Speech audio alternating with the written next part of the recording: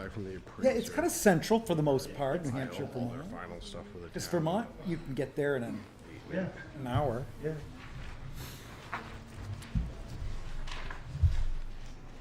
And the soda. Cigarette butt? It's not just a What that means. broken cigarette, like full cigarette. Let's see, who's sitting over there? Who smokes? Yeah, they had to send all the John? MS forms in. No. All the MS forms in. I'm okay with this. This is good. Yeah. I'm gonna miss. I missed the last one. I'm gonna miss the next one too, so I won't be there. But I think the club is happy to be there. Yeah. You gotta do it, I guess. DNA off. My smoking stint was very brief, as a college thing, just to keep my hands busy when I was fidgety, and then I stopped. Get rid of. Yeah.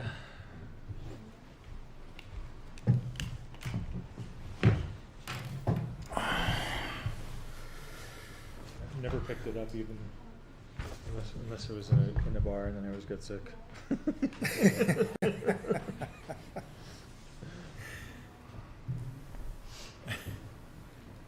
I found the thing with drinking is I found if I always wanted something to do with my hands, and usually if I'm at a bar, it's just like sticking the drink in my mouth. Yeah. I was like, this is like too much. So It I have goes to, fast. I have to find something else to do instead, so I don't like fall like flat on the floor. Darts. But smoking was probably not a good choice. But Right. I never really got hooked. It just.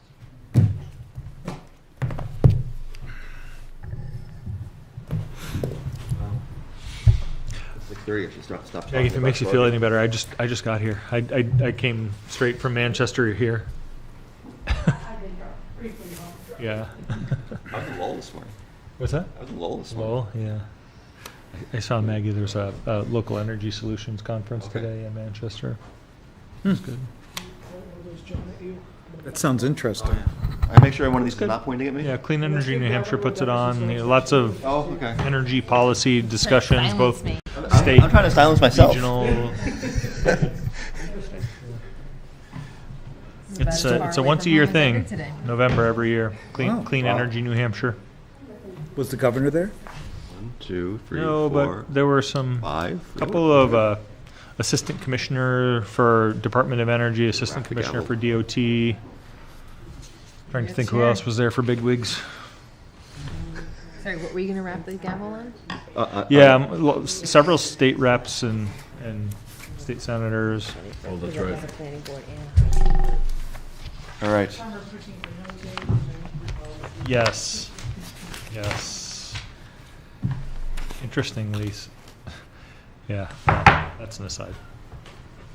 All right. I will call us to order. 6:32, and read the roll. John, myself, present. Rebecca, I'm here. Phil, Boy. Neil. We do not have any select board representation tonight. Yet, maybe. Mike Ahern. Yep.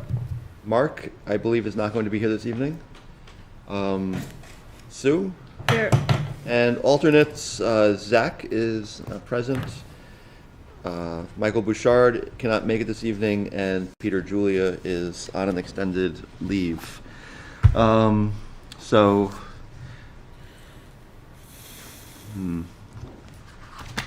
I guess I can go 1, 2, 3, Mike. and Mike is 4 out of 8. So we're not actually quite out of quorum. Well, We need 50, isn't it 51%. 7 official members? Yeah, planning board is. No, I'm looking at the HOP committee.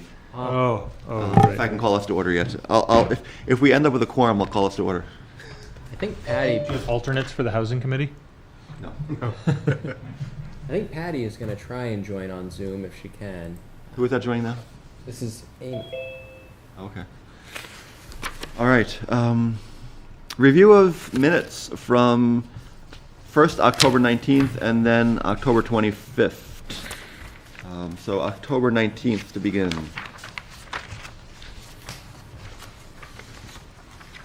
I'll make a motion to approve the minutes as written. Second. Okay, we have motion and a second. Any further discussion? All right, all in favor? Aye. Aye. Opposed? Abstentions? All right, the minutes are approved. And then we have also minutes from October 25th, which was our community meeting.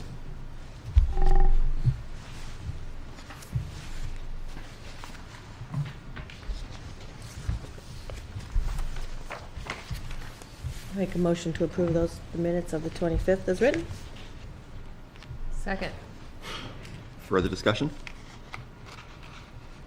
All right, all in favor? Aye. Aye. Opposed? Abstentions? I abstain. All right, thank you. The minutes are approved. Making good time already. Don't say that. We're almost done. Yeah. Motion to adjourn. Sometimes we have pretty extended conversations about the minutes. All right. That was a joke motion. There's no motion on the table. Oh, dear. Just to be clear. Well, that was a real second. Yeah, oh. Uh-oh. No, it's fine. Carry on, John. Okay. Thank you for the permission. You had a motion on the table. You had.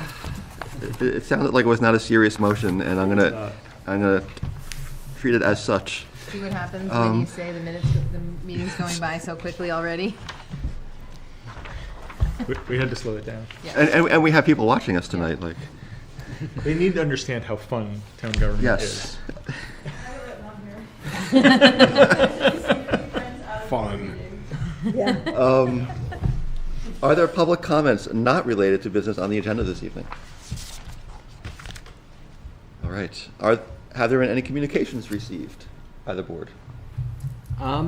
Not at, well, yes, there was, and the one that was passed along today, we did receive updated information from Barrett Planning, and that is also what's in the stack. Aside from that, Okay. no Thank you. communications at this point. So reports of committees. Sue. Okay, so did everybody get the CIP. CIP spreadsheet and take a peruse? Should we explain what a CIP is for members of the public? Sure. So it's capital improvements program, and what this is it sets out about 6 years, tries to match up with what is in your master plan, and you try to, if there's big expenditures like a fire truck or something like that, you try to spread it out over a period of years so that you're not getting hammered in 1 year with all the money, and you keep your expenditures at a kind of an even keel for the year. So this is what this is. I'm not sure, did you guys get one of these? It might be something you could look at it. If you'd like one, There's you some can- handouts up here you can see. And it might make a little more sense. It's the big one. Nice. Spreadsheet right there. You're welcome. Yes. You can hand them in for extra So credit. Sue, I see $150,000 for recycling building repairs. They just did a major repair this year. Is that the repair? That might have been the Your minor top- repair. The what? I think they did the minor repair. Oh my God. What page is that on? It's for Oh, on the first page, I see it. the second page top, right in the middle, first. So that's in this year's Oh, 23, that's done. 24. That's done. So is that what they just completed this summer for the I back think they wall? must have. Is that, And the compactor? Well, is that right? The 23, 24 column? it's on the- Under emergency you don't wanna get bogged down. repairs did end up I want to ask a point of done last- clarification. Or in this this Bring it back budget to- year. So I have a general question about the years at the top. Is that 23 to 24 from March, from town meeting to town goes- meeting? Or is that fiscal year, like starting July 1? Their year starts July 1. and Okay, goes so- to June You like 30. one? Yeah, go All ahead. right, so yeah, that would be this fiscal year. We are in the 23, So 24 it is fiscal probably year. what they just spent. Yeah, that's what they did That's on what that they have back in there wall. for this year. Wow. Or it was the budget carried, whether they spent it or not. Because this doesn't always show expenditures. It So could just do be you a budget remember line. if that was put in Rebecca? during your stint last year? I don't remember. Rebecca? First, I'm surprised how much tasers are. And second, I want to, I just want to clarify what our role is not so, what do you need from the board? I don't know if our role is to, we're not here to approve expenditures, that's the role of the budget committee and the select board and and our voters. What do you need from us? Okay, so this is just the preliminary, what they've worked on to this point. And what this is presenting to the planning board, and what the planning board's role is to look at this, know what is in the master plan, and see if there's something in here that you may think we've missed. Or if you're looking at these items and you're saying, well, that looks okay, maybe we should try to do this. I think it's just a perusing from the planning board so that we can take it to a public hearing. If there's any questions that you have that, or something that you feel is missing, that doesn't tie in with the master plan, then we certainly could take it back to the committee and discuss it with them, and see, make changes, or talk with the various departments to see if they have any explanation as to why it is or isn't in there. And to clarify a little bit further, since this has been an ongoing discussion, so we're going to have another meeting where you were saying we're going to have a public hearing, at which point we can vote to adopt or not adopt hopefully adopt the CIP.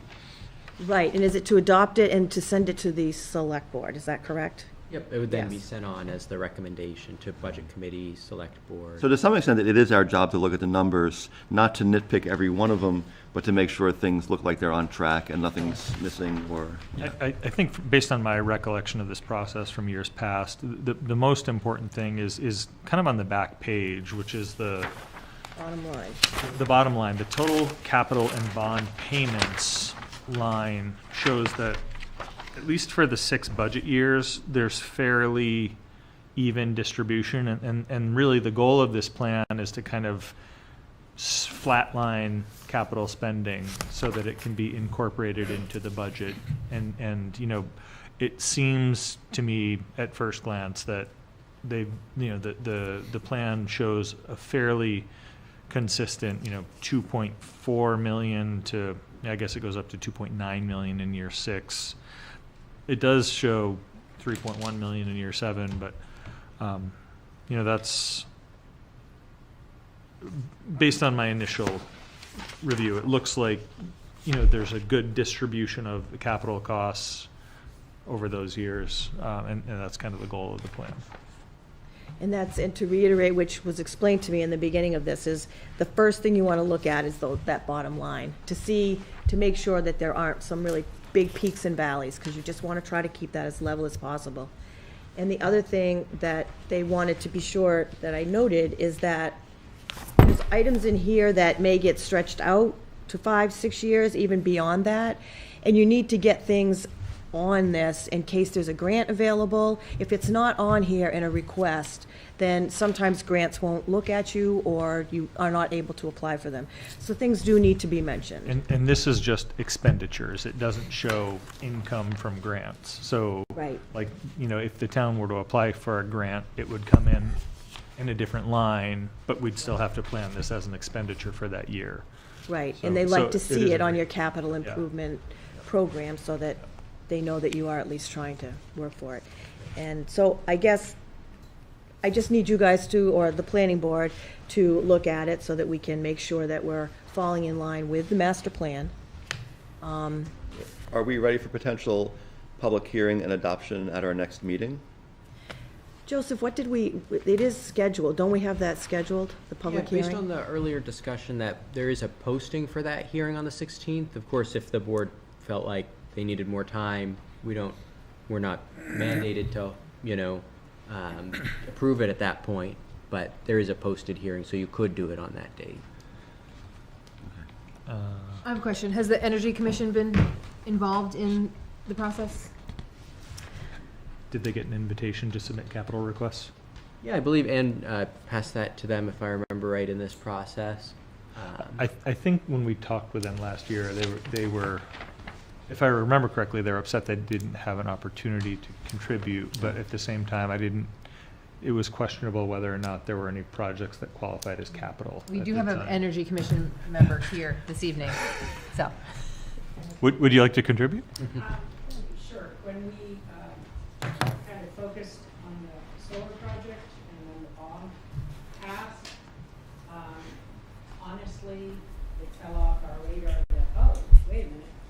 another CIP coming up. So the solar project is listed on here for the one that was successful in passing. We just heard at a recent meeting that, oh, there is this request to submit. You know, if we want to, remember there's this process. And we felt that at this point, we did not have any other projects large enough to warrant trying to apply for the CIP this year. Does that make sense? Thank Now, you. Joseph, is that something we would want to be sure to put on this every year in case, like, As a placeholder.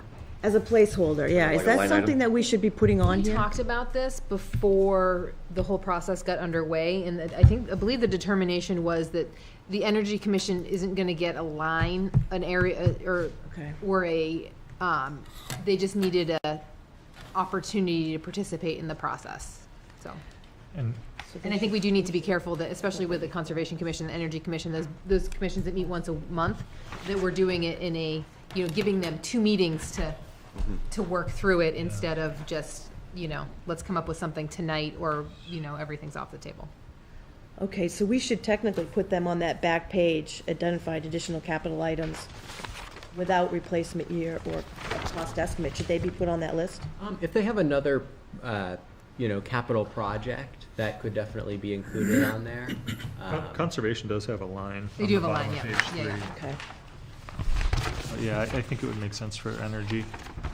Well, we have a line for what is already been. Yeah, okay. All right. So I have one more suggestion. I didn't see it in there. There's a fund that's set aside somewhere in the budget for parking,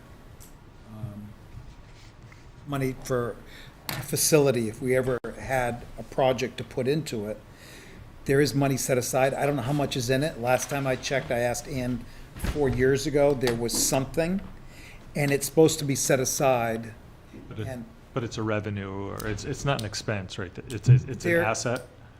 yeah, but there is, if there ever could be a grant, it'd be nice to have it showing on here, because there was a project for $85,000, that's probably 170 now, for town, not Town West Road, whatever, Webster, whatever the street is where the Plymouth Inn is. We had gotten a rough estimate of I guess 85,000. Phil's point is, like, assets would not necessarily be on here. But it would mean, if that money is still available, that it could be like our matching funds or something if a grant became available, which would definitely be helpful. I'm not sure it would need to be, or even could be on here, though. I mean, we've got Splash Pad and Community Center on here, for this list. I mean, Where is it? 'Cause I think, isn't the parking garage, or isn't there a parking garage on here? I have not looked. oh for yeah, the whole thing downtown yet. parking garage. 2.5 I million. thought there $2.5 was. million dollars, yeah, there's a whole line item on here. Oh, yeah. What there it page is is. that on? It's the last Very, page. very bottom of the I'm end. looking for that. That's need the identified digital capital version so we items can without control F on replacement. it. Yeah. So there was an initial plan, very rough plan, of putting 15 parking spaces on the upper side of the Plymouth Inn, south. The old Plymouth Inn. Yeah, This is 2.5. definitely more than a few Oh, yeah. parking spaces. Yeah, Yes. that would be, and Site work can be expensive.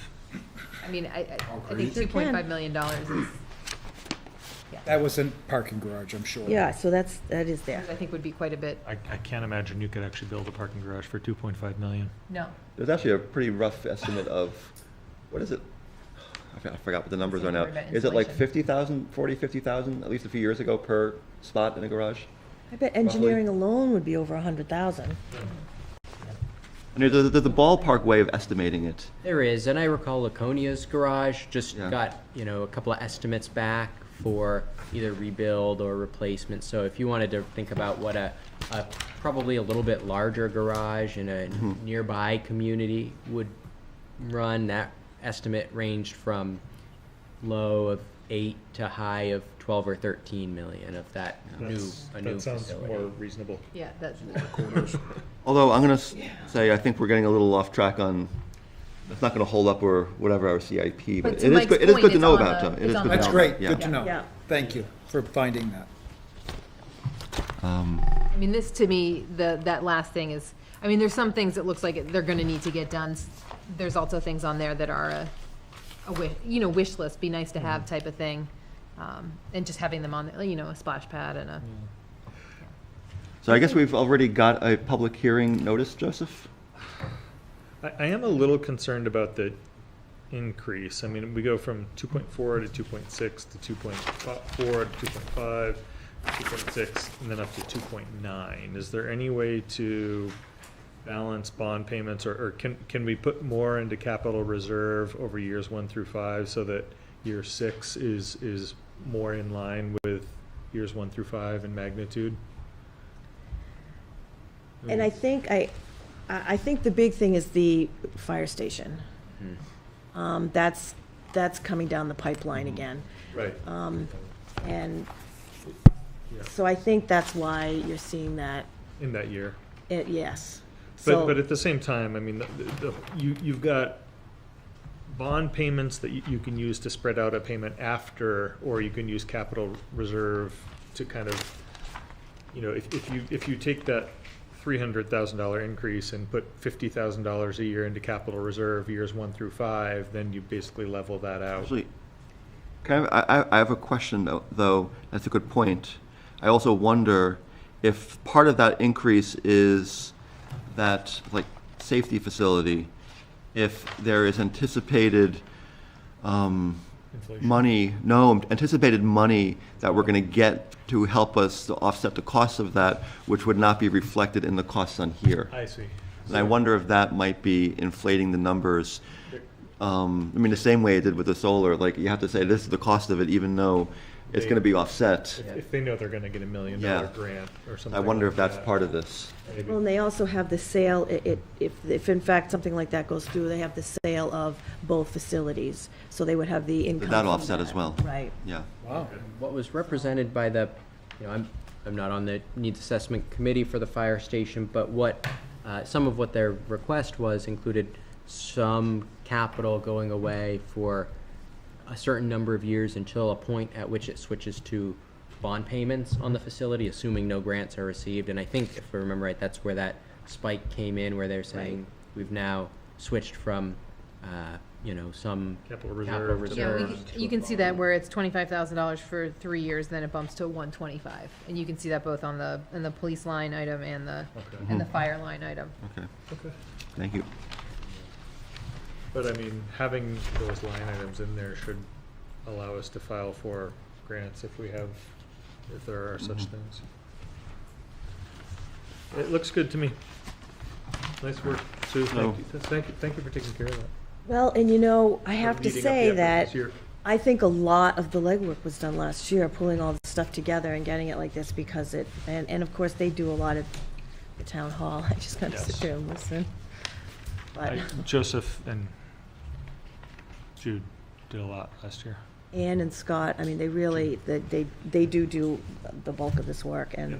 but I think pulling it all together from many years of not doing it and then pulling it together I think that was a real class act, too. I do think that the work that was done last year helped everybody that's currently there understand the value of this, and it was easy to get support, right? Because they saw how, the way it was done last year was pretty easy for everyone to put their requests in and balance it out, and then it became a good tool for the select board and budget committee when they were preparing for town meeting. So, thank you, So- Joseph. I agree. Just to make this official, I would entertain a motion to have a public hearing on the 16th, I guess it is. I'll make that motion. Second, do we So that need would- to? I don't know, do we need, Would you do like we me need to restate the a motion? motion to move this to public hearing? It might not be a bad It's not a idea, even bad though it's, idea, even though it's yeah. scheduled, just to make it official from the board that we're gonna have a Well, public yeah, we hearing. can, yeah. Well, I heard a I second. kind of so moved and a Second. Great. second, and all in favor? Aye. Aye. Aye. Opposed? Okay, so, all right, so it will go to public hearing at our next meeting. I'm not sure it's absolutely necessary, but I figure, just to make it official. Yep, absolutely. And, all right, other updates, Lakes Region Planning Commission. I'll try to keep this brief. We had been talking about the regional housing needs assessment for the Lakes region, and just to give you an update, it was adopted, and it was adopted without the fair share tables from the workforce housing ordinance and or RSA. And also interesting to note, Plymouth was not the only community that was actually asking for the fair share to be included in the assessment. But most of us who, like Plymouth, who wanted it included, were willing to adopt either way. And so it did get adopted. Also of note at our last meeting that we adopted a SEDS program, which is a comprehensive economic development strategy for the Lakes region. And that means that the Lakes Region Planning Commission will have a economic development strategy, which is kind of a drop-in-place system from the state.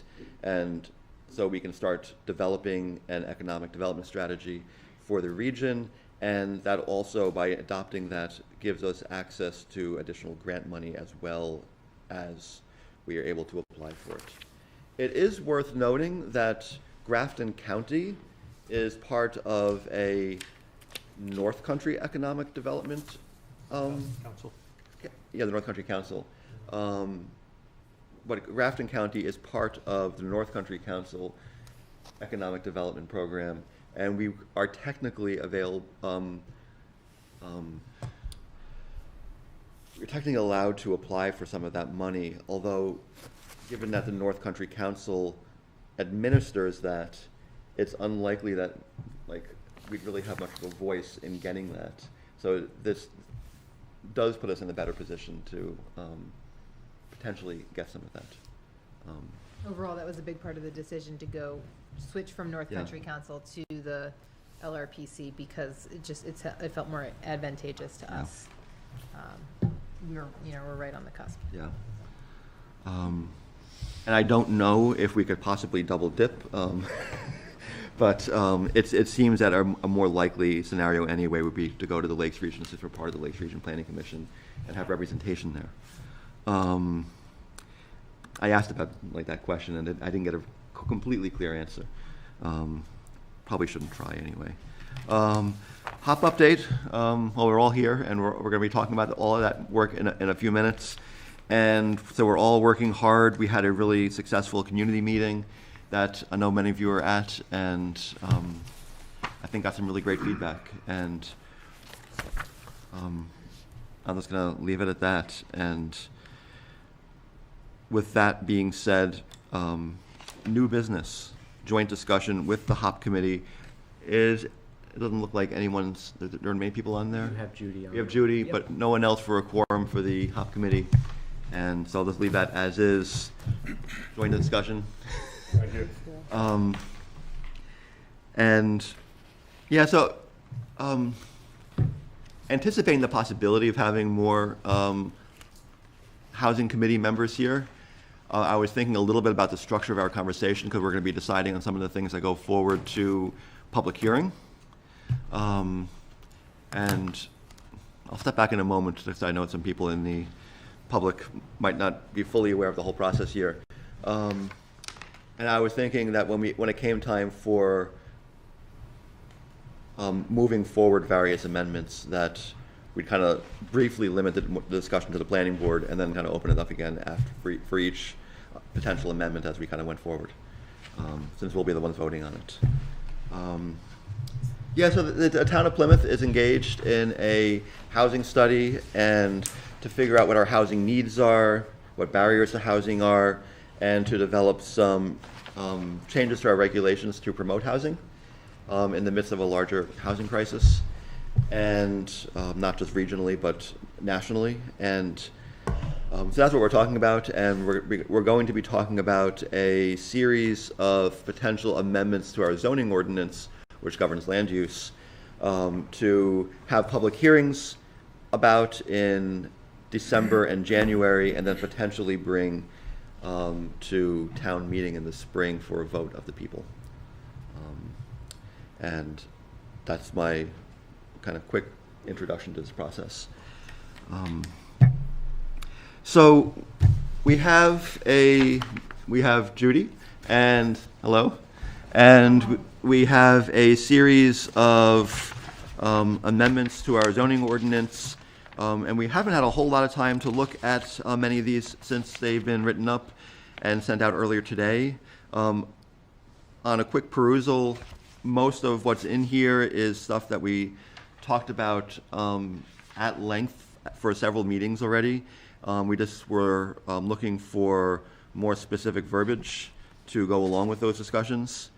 And there's still some, as we move along, I think, forward, there's still a few lingering questions, some bigger than others, that still need to be addressed this evening.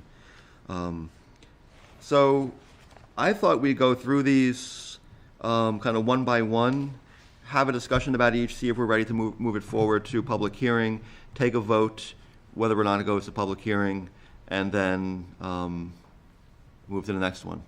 And since we didn't have the verbiage on this until quite recently, I don't know, Judy, if you can kind of guide us through some of the amendments as written here?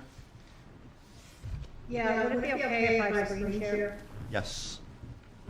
Just because there's a couple of very small tweaks, and I would just as soon not create confusion on your end. And for I would- those in the public, we have been working through this whole process with a consultant that we hired with money from, well, yeah, grant money. I'll just leave it at that, rather than explaining the whole chain of how it came through. Thank you for simplifying that. I was going to start doing the ARPA funds and. So Judy. Okay, yeah, so I've tried to divide this packet into sections of the ordinance that would need to be amended in order to achieve certain things. So one of the few changes between what you have and where I am right now is on this page that you can see. So let me explain this. First of all, you are seeing in your packet an amendment to definitions to add a type of residential use that's not explicitly called out right now. And it's a detached single-family dwelling. And we need to do this because if we're going to provide for smaller configurations of, what you might as well think of as a townhouse, which is a little bit different from multifamily. Multifamily sort of includes this, but this is actually a separate type of structure. We have this in here because what I've heard all along is that there's a desire to, I don't know why that's in here this way. That's very strange. There's been kind of interest all along in trying to encourage more homeownership, and an attached single family that's maybe 3 to 4 units is a home ownership model of attached housing, whereas a multifamily at 6 may or may not be. So we've been trying to sort of create this use category that we can then regulate differently from multifamily when we get to the use tables. So there's that definition. There is a suggested definition change, really that's just a change in the term multifamily. Multiple unit dwelling, really it should be multifamily. It's just that, use the term of art. Multifamily is the type of structure. A multiple unit dwelling is a non-standard term. So part of what you try to do when you're updating zoning is get things to be sort of consistent with industry standards. So I'm just simply suggesting that you update and change that term. The other definition that needs to be tackled, and we'll get into this more as we go forward, is a definition of open space residential development, which right now, as you probably recall, you have this sort of confused referencing in your ordinance to OSRD, cluster, OSRD. So we're trying to clean that up. But in concert with that, the definition of open space residential development should really refer to the subdivision regulations. because almost everything that you have right now in Article 5 for cluster or open space residential development really doesn't need to be there. But you want to make sure that there's no inconsistency between what's going in your subdivision regulations and what's in your zoning. So kind of following the model that Dover has used, which is entirely in their subdivision regulations. What this does is it says, yeah, OSRD is recognized in zoning. And the sort of details for that are provided for in the subdivision regulations. And that's pretty much it, other than a couple of notes to tables of dimensional regulations where you just need to add a note, which you will see in a minute, that simply refers people to the subdivision regulations for authority to reduce lot area and so forth by the planning board in an open space residential development under Article 9 of the subdivision regulations. And if you're scratching your heads going, what the hell is Article 9? It doesn't exist right now. But that's where. Oh, and to clarify then, so then the OSRD full kind of regulatory structure would not be put to town meeting, but would be adopted by the board. Yes. Yeah, I mean, the zoning needs to provide for it. Yeah. Because you need to be able to say in your dimensional regulations, for example, your area table 304, that the lot dimensional regulations for an OSRD will be consistent with the subdivision regulations. So it's very clear to the potential applicant where to find that information. And to the public, it's going to be in the subdivision regulations. So you just need to provide those footnotes, which is what Dover does. And then all of it goes into the open space, the OSRD provisions of your subdivision regs. And it's just a much easier way to do this. So that's what I'm recommending. And my question was just to clarify in case anyone asks, Yeah. like, what happened to OSRD as a zoning amendment? We're adding a definition, but the other part gets put somewhere else. Yeah. In the subdivision regulations, yeah. Yeah, so as I go forward in this screen share, you will see a couple of places where I said, we just need to add a footnote here to refer people to Article 9 of the subdivision regulations. So let me just keep going, and I think this will start to become clear to you. Okay, and here we are. So after the definition amendments, we have the amendment to Section 304, zone objectives and land use controls. So we already suggested that you change this table to get rid of the term cluster and refer to open space residential development. And that should be here. You don't want to take that out.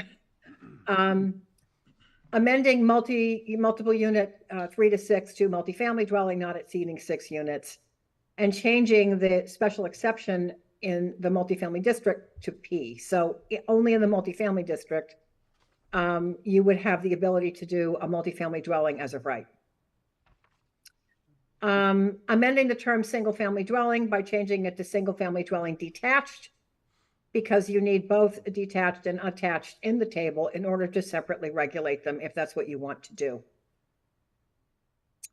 So you can see in the table, we have accessory dwelling unit, which is P across the board as it currently is.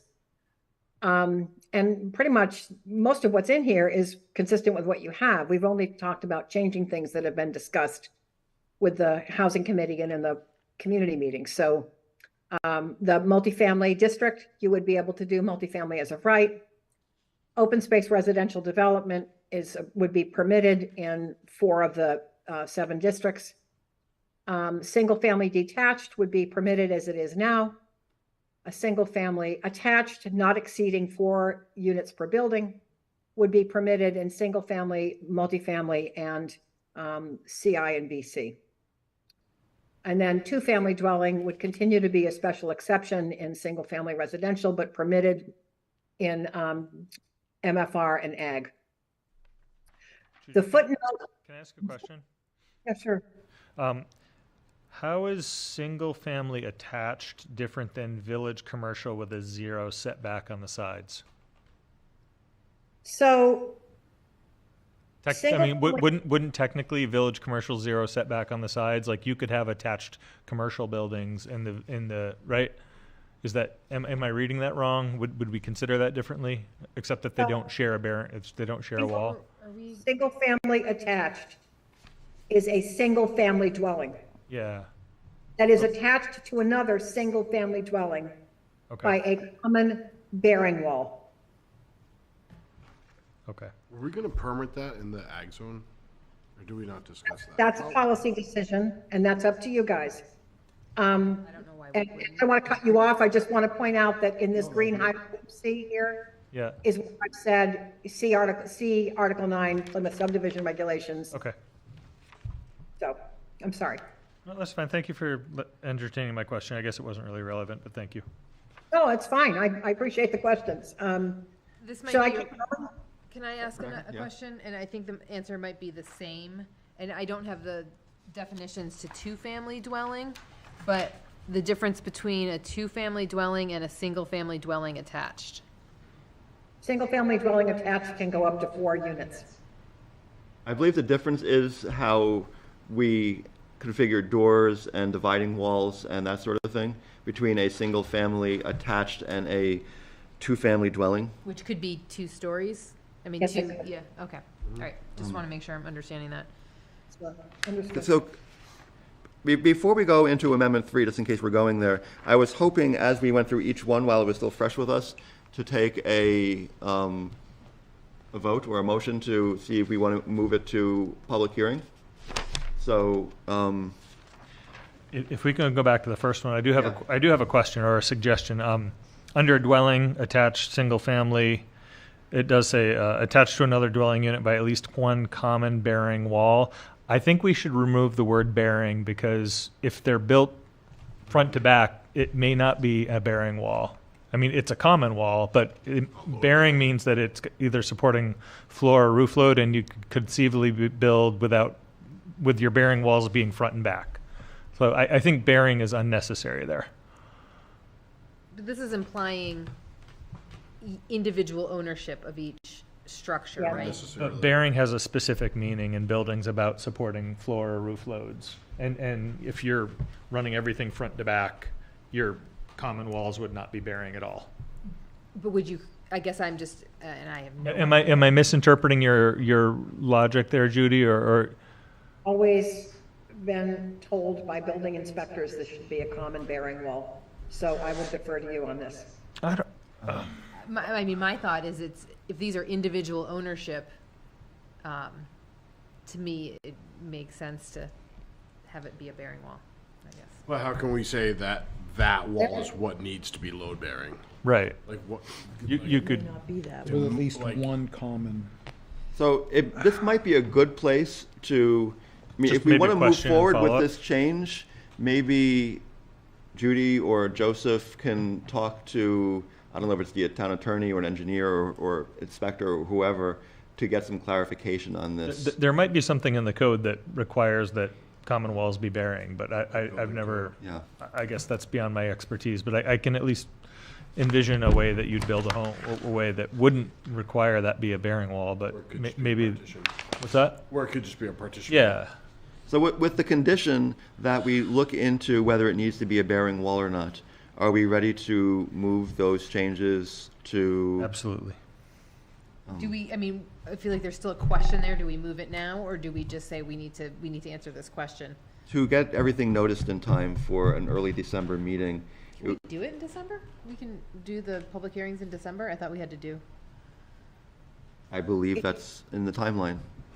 I think you can go ahead and vote on this if you want, with the understanding that if it needs to be bearing, the word stays. Yep. And if it doesn't need to be bearing, the word can be removed. I'm okay with that.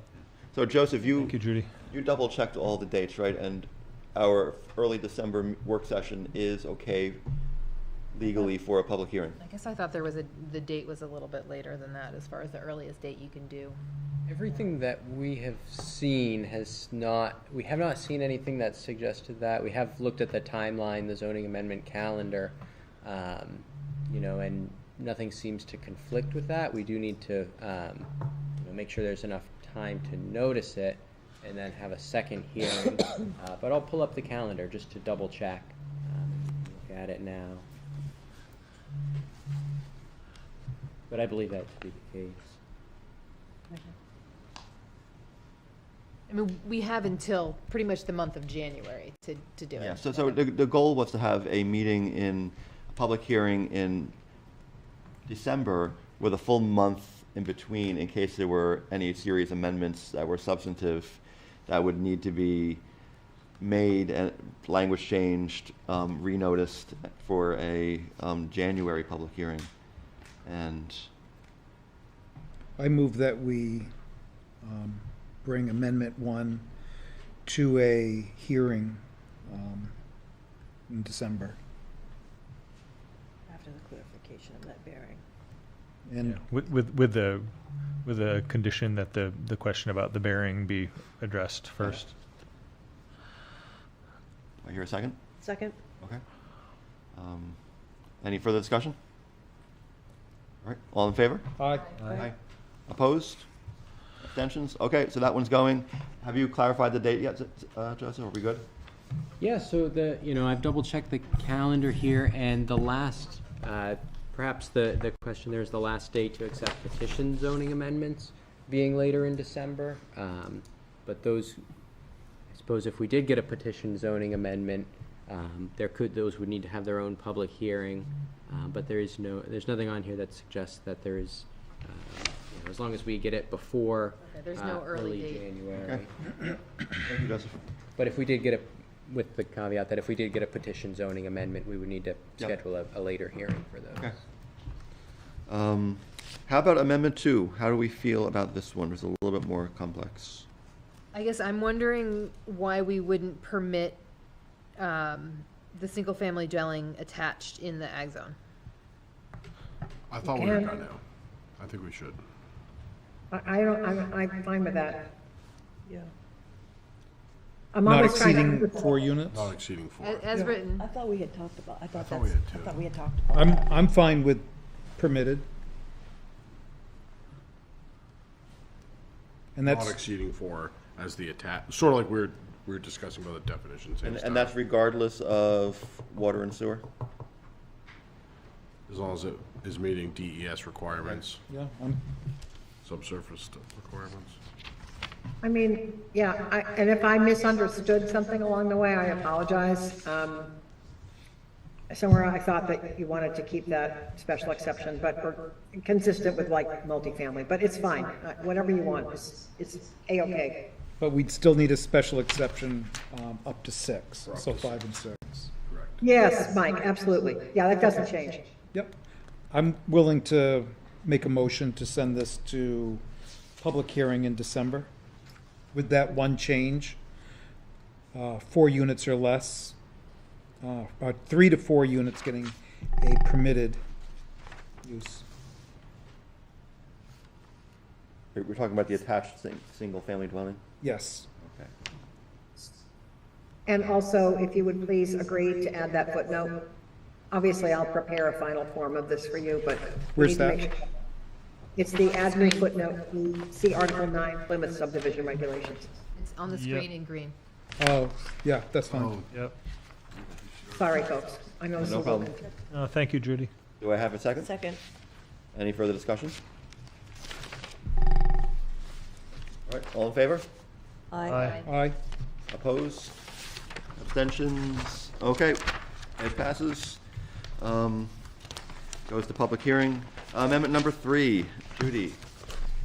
Yeah, this is mainly around the parking facility provision that's in your current use table, where there's this confusion about needing a special exception for, what essentially the way it's written now is that you need a special exception to comply with the parking. So all we tried to do was, it doesn't belong in the use table, it's part of the parking regulations, so I've just suggested getting it out of here and dealing with it in the parking regulations, which you will see when we get to that amendment. That's the only change here. That's the only change, and the changes from our current zoning, though, are all the area dimensions. Yes, we're getting there. Which we've all most agreed to in principle already. Just to be clear, it looks like this number 7 is actually part of amendment number 2, which we did just vote to move forward on. It is. I just wanted to point out to you what this is. Okay. Your parking facility piece is in a different section of the table of uses than the other uses you just voted on. So I was trying to be transparent here and say, here's this other part of the table of uses where we're suggesting making a change. And the only change under the institutional column is, or the miscellaneous section rather, is getting the rule around what requires a special exception for parking out of here and get it into the parking section of the ordinance. Okay. I have, Unless anyone objects to that, we'll keep the previous motion. Yeah. That was part of the second amendment, so, okay, yeah. yeah, So, are we on number 3, Mike? yes. Okay. So I wanted to talk about water and sewer in the ag zone. Yep. If in the ag zone, I'm talking about something other than Fairgrounds Road, if they have a public water source, a well that services, I think, more than 8 or 10, do you know? Forget. Bedrooms, it's number of bedrooms that's considered a community well. If they have a community well and community septic systems, why wouldn't we want to allow them to go to either 20 or 10,000 square feet? Say they're putting in a manufactured home facility and they would have to have that with less roads.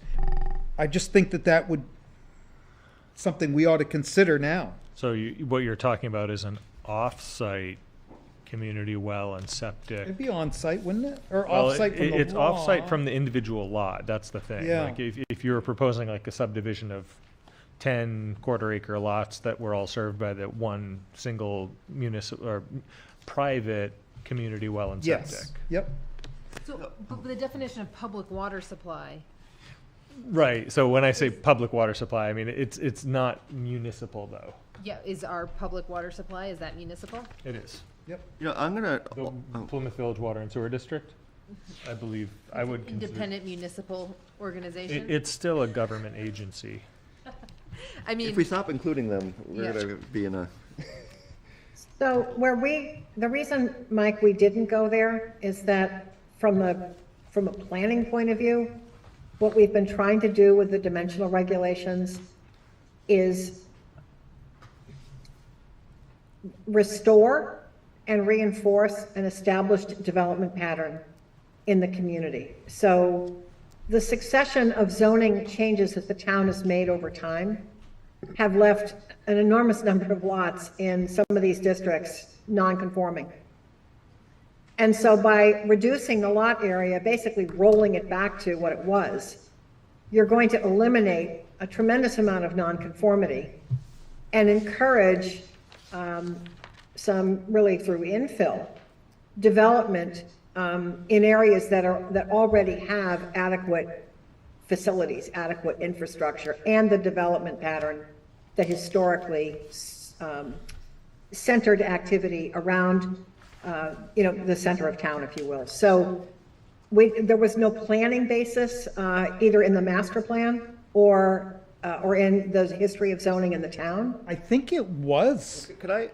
the history of the town that allowed agricultural zone with community water in septic, did allow the quarter acre way back in the 80s at least. I went back and looked and I didn't find that. Even if I had, Mike, what I'm looking at is what is the development pattern of the community that we're dealing with? And how do we eliminate the nonconformity that's been created over time by successively more restrictive zoning? I would So all. Oh, Go go ahead. ahead, Judy. Just saying, I'm not discouraging the board from having that further discussion about the agricultural district, but it's not something we were going to be prepared to try to explain or defend because it's kind of inconsistent with where the rest of this was going. So what we did try, however, to at least get the regulations in the agricultural district for additional units over one, we tried to make that a lot more reasonable than what you have right now. If I may also add, I mean, I think, Mike, in the past, you've pointed out that adding zoning amendments that we haven't discussed fully and fleshed them out at a late stage is not necessarily a prudent idea. And we haven't really been fully exploring throughout this entire process, extending that to the ag zone beyond the overlays we're talking about. And to try to throw that in there now without having that long discussion about it and really kind of working out all the potential ramifications, I think it's a little bit of a late date. If we want to continue this conversation next year about extending that into the ag zone, I think that would be a conversation for next year. I think at this late date, I wouldn't want to throw that in there now. You sound like me, John. I know, I'm like directly quoting you, in fact. Can I ask a question here? So when we're looking at the area dimensions, I mean, we're talking about the square footage allowed. What's the, I mean, I don't see anything italics on this, what we've got on the screen. Judy, is there anything changed there aside from just making it a consistent presentation? Well, I mean, right now. I just can't tell, I can't tell what's been changed here. Oh, it's so different, it's hard to explain. I mean, your existing lot regulation tables address density in different ways depending upon the type of structure. So I can't correlate what we're talking about here with what you have. What you have, frankly, doesn't make any sense. What we've tried to do is say, first of all, get this to a consistent metric, which is a builder's acre. Second, instead of trying to regulate density based on the type of building, regulate it based on additional numbers of units, which is the typical way this is done. So right now, in any of these districts, to do a 6-unit building, you've basically written rules that would not allow more than a 6-unit building on an acre of land, which is bizarre. So what we're saying here is, look, you know, if you've got water and sewer, then your base lot is 40,000 square feet in the ag zone. But if you're going to add units and you've got infrastructure, you can do that at the tune of 2,500 square feet per unit, as long as you can meet environmental standards. So in the end, all of these districts end up with the ability to accommodate more housing, including the ag district, than what you allow right now. And it means in the single family on sewer, we're bringing a whole lot of lots back into conformity with 10,000 square foot lots. Yeah, that's what we're trying to do. How many square feet is an acre? Sorry, I have to ask this again. 43,560 feet. All right, no, that's really helpful, because I think part of this is we're gonna need an explanation. I mean, obviously needed an explanation, but for us to be able to present this, we need to be able to. Yeah, you flip between acre and then square feet, and then you have different ways of regulating depending upon the type of structure, and that's just very non-standard. So what I tried to do was give you a table that's more like the way this is done and would be more understandable to most people. Okay, and we're not making anything more restrictive than what we have existing. That's correct. We're making it easier to navigate, more standard to navigate, so as a developer is gonna be seeing this in other communities. So I just think we just need to be able to make sure we can articulate what the difference is here and why we're doing this. And bring a whole lot of things into conformity with setbacks and lot sizes and, yeah. And at the same time allow, you know, really, you're gonna be able to allow in all of these districts, including the agricultural district, more development than what you're allowing right now. Sure. Okay. I move amendment, potential amendment number 3 to public hearing. Second. Any further discussion? All right, all in favor? Aye. Aye. I just noticed, sorry. Abstentions? Okay, This- approved. Yeah, Oh, we Judy? get the footnote on there. Oh, the footnote. This table will also have a footnote referring people to Article 9 of the subdivision regulations for the lot dimensional regulations for OSRD. Thank you. Yeah, we knew that was in there when we made the motion. Okay. That was included. Thank you, Judy. I don't even know where to start with this, the parking stuff. I'm just trying to make it understandable. We didn't change much. I mean, mostly what I tried to do. Oh, I guess you guys have a clean version of this. You didn't see like my comments version, then I think Joseph probably cleaned them out before he shared this with you. He did. Some of these are just bizarre. Joseph the cleaner. Yeah. Mob job. But mainly what I tried to do was take the existing parking section and put that 125% rule here, which is really where it belongs. So in these non-residential districts, the Board of Appeals, or is it Board of Adjustment? I'm sorry. I gotta remember. I'm not in Rhode Island or Massachusetts, I'm in New Hampshire. The ZBA may grant a special exception for a parking facility with more than 125% of the minimum number of parking spaces under section 411.2. 411.2, of course, is the number of spaces for each use. So it's just to say, if you're trying to do more than you have to do, and you're in these zones, we want to take a look at it so we don't end up with gigantic parking lots that are not necessary.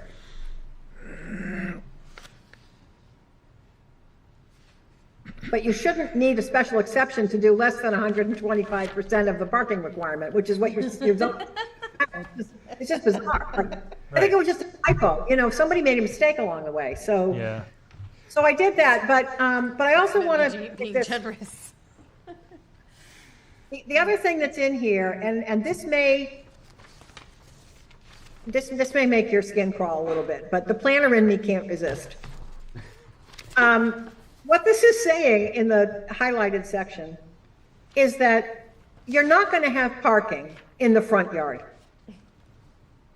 That you're not going to have parking spaces between the front building line, which is the front of the house, and the street, unless it's stacked parking in a clearly paved driveway. You can have parking in the side or rear, separated from the closest lot line by a minimum of 5 feet. Not like Landscape buffer. ZBA can grant a special exception to waive the buffer for abutting lots in common ownership. So what this is saying, so you have to read this in connection with the changes in the dimensional table. Because back in the dimensional table, we reduced the front setback. And we therefore tried to make sure that you had enough space on the side and rear to actually put the parking. And But the this side is, setback. what? And the side setback for any parking as well. Right, exactly. So we tried to address this as a whole picture, but of course, it's actually truncated here between the sections in your zoning bylaw or zoning ordinance where they make sense. So there's the changes in the dimensional table that really deal with, if you're going to bring structures up and not push them back so far, you really, you have to be able to say, you don't have to put parking in front. So if you don't want to have parking in front at all, you give them a very limited front setback, but then you give them the space to be able to do side and rear. And what it does is it makes a much nicer street front than buildings with a bunch of parking out front. And I always get stuck on this, but do corner lots have 2 fronts and 2 sides, but no back? I think in your zoning, that's how you regulate them. Joseph, I'm going to have to rely on you for this because I don't remember, but I think it is. Yeah, they have 2 fronts, and we don't have different setbacks between the sides or rear in any zoning district. Okay, so it's just, it's a good. so it could have 2 sides or 2 rears. It's true. It wouldn't matter. But 2 fronts for both street frontages for sure. Each street frontage would be considered a front setback. Okay. So basically, the dimensional requirements make it much easier to put parking on the side and rear, and this would solidify that by saying it's not only easier now, but we're going to ask you to do it. We're gonna make you. Or make you do And it. this is You in shall the- do it. So we are restricting This again. is the single-family, multifamily, and, CIA. yeah. Personally, So I'm that- okay with that. What'd you say? I said personally, I'm okay with this. I mean, Oh. I think there's some history here in this getting massively, something along these lines getting shot down On what in the grounds? past. And I'm not sure, but people like to park all over their yard. And you know, Okay. currently, if they park on their I like it, yard, but- they're not allowed to anyway. Yeah. And this is an enforcement issue, and they often do it anyway. And the question is, can you actually put like noted parking there as opposed to just parking there? And as Judy was saying, if you have stacked parking, you can still do that along your driveway. That might be in front of your house. It just means you can't like put parking spaces in front of your house. I don't think I understand the stacked parking thing. Judy, Like I look at like Chatter Lane, Point of View, all those houses. I'm thinking like my house. They park in front of I've got a houses. single driveway, Yep, like one lane driveway. yep. And if I want to put one car in there, one goes behind the other. Oh, stacked. front to Yeah. front to The back. other. Oh, okay, That's all right, what's- all right, all right. Thank you. Yeah, So, okay, go ahead, Phil. no, that's fine. I will just note that this change would make many of the homes in the neighborhood I live in non-conforming. There are a great number of homes I'm very familiar with that have a single car garage with a single wide driveway. And normally what I see is that cars, typically they'll park one in the paved driveway and one off the paved driveway next to it. But technically that would not be allowed under this change. They'll be parked in that paved driveway in front Well, of the garage. but it's not deep enough to go stacked in front of the driveway. So they have to go Right. beside. So you have to go side by side, and if your driveway's not paved, technically you're in violation of this. Right. So I have many neighbors I even have neighbors that, you know, one neighbor allows the neighbor from across the street to park in her front yard because it's you know, these are post-war homes where families had one car, and everybody has at least two, maybe three. So I'm thinking this does potentially increase nonconformity. Yeah. At the same time, it encourages a style of development that makes much more livable True, streets. true. Is there anything we can do in the subdivision regulations that could cover this? I mean, non-conforming uses can continue, right? If they exist now, they can continue to do those things in the future, even if it's a non-conforming use. Right. Just one note that I would make about this, and apologies, I didn't catch that earlier. So if there is a discussion of allowing sort of one car in front of another in anywhere, that is in conflict with 411.4D, which is no tandem parking. So that would, The citation again? 411.4D says parking, off-street parking facilities should be designed, maintained so that no parking or maneuvering, blah, blah, blah, and so that any automobile may be parked and unparked without moving another. Oh, interesting. if Can one- can we strike D? So, Seriously, I mean, yeah, let's just get rid of it. that's mine. I would move to strike The only thing I'm gonna 11.4D say, if from you're zoning uncomfortable ordinance. getting rid of it entirely, you could just say off-street parking facilities for non-residential uses. Oh, yeah. So you could do it residentially, you just couldn't do it in a commercial structure. Yeah, Right. that would, yeah. 'Cause I'm not sure you want to get rid of this entirely in a non-residential situation. Oh, true. So my recommendation would be off-street parking facilities serving non-residential uses. Yeah. Will be so designed. So if you give me that direction, I will make that change. I recommend that direction. I'm okay with that. I'm good with that. Getting back to the 411.3B, I like it. I feel like it might tank the whole thing though. So, I know what you're saying. I think it's a good idea. I do wonder if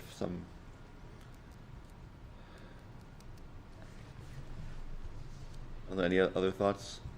So, The only way I can see around this is to add that no parking will be, allowed between the front building line and the street, except by special exception. what about if I there's, would be good with that. Judy, maybe I'm reading this too strictly, but where it says,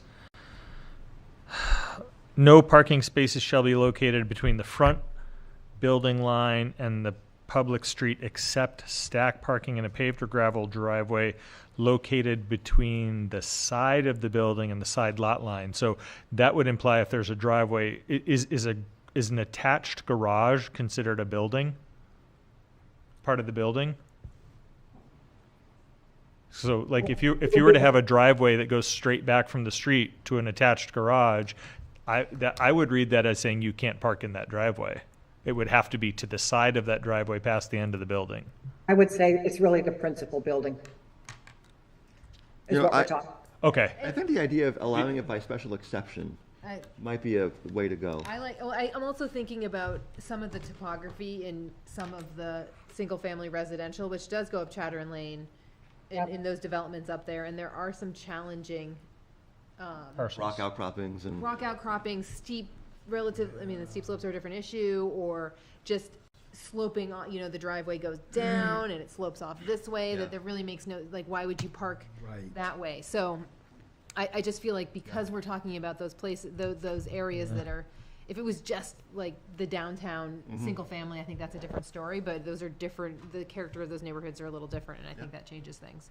So I think a special exception, which would encourage people to do their darndest to not park in front, but there's always an exception to being able to get around that regulation. That So makes sense. creating just a small barrier, not make it too easy to Yeah. get around, but yeah.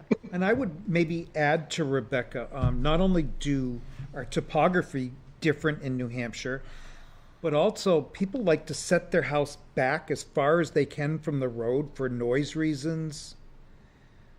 I mean, I don't know, we're talking. Although we're talking about single-family multifamily They residential. still can, even though they're not required to. Push the house back. That's not a New Hampshire thing, Mike. I hate to tell you.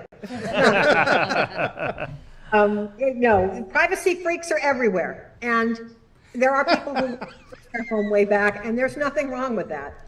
This isn't saying that you can't do that. What this is saying is we don't want to see cars lined up in front of a building. That's really what this is about. So if in deference to those situations where you have, really small or narrow lots or lots in a, that are in a topography that's not very friendly, Right. if the solution is to simply provide for a special exception, I think that's fine. Yeah. I can think of numerous homes on Highland Street that have circular driveways in front of their homes, and they're actually quite nice. That this would be this would create a situation. Well, I guess if it's paved, I think it would still make those.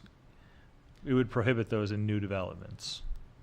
But they're right next your neighbor, right?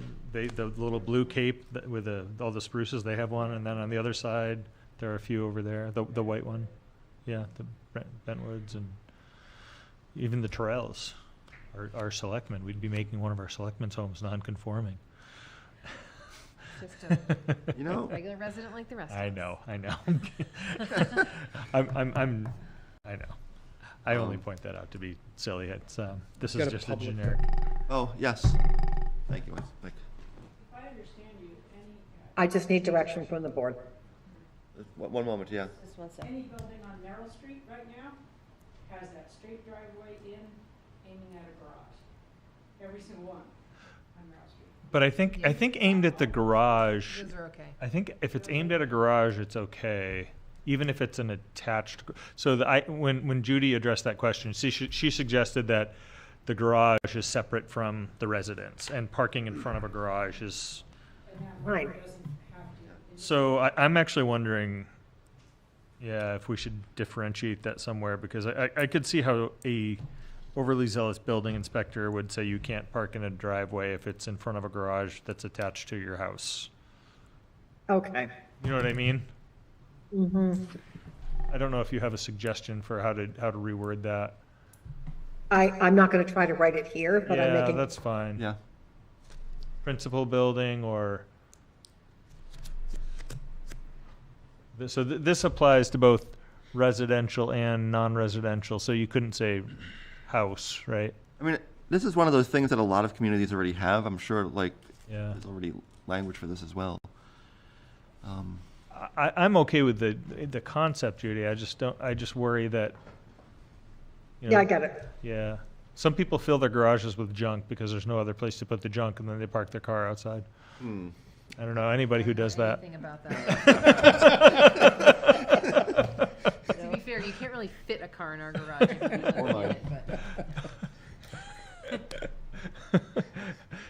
work on that. I just don't want to try to edit it here. It's just, No, That's okay. understood. We might all be guilty then. So with those amendments, are we okay? So as a special exception with clarifying some of those issues about the garage versus the house, are we okay for a motion to move this forward?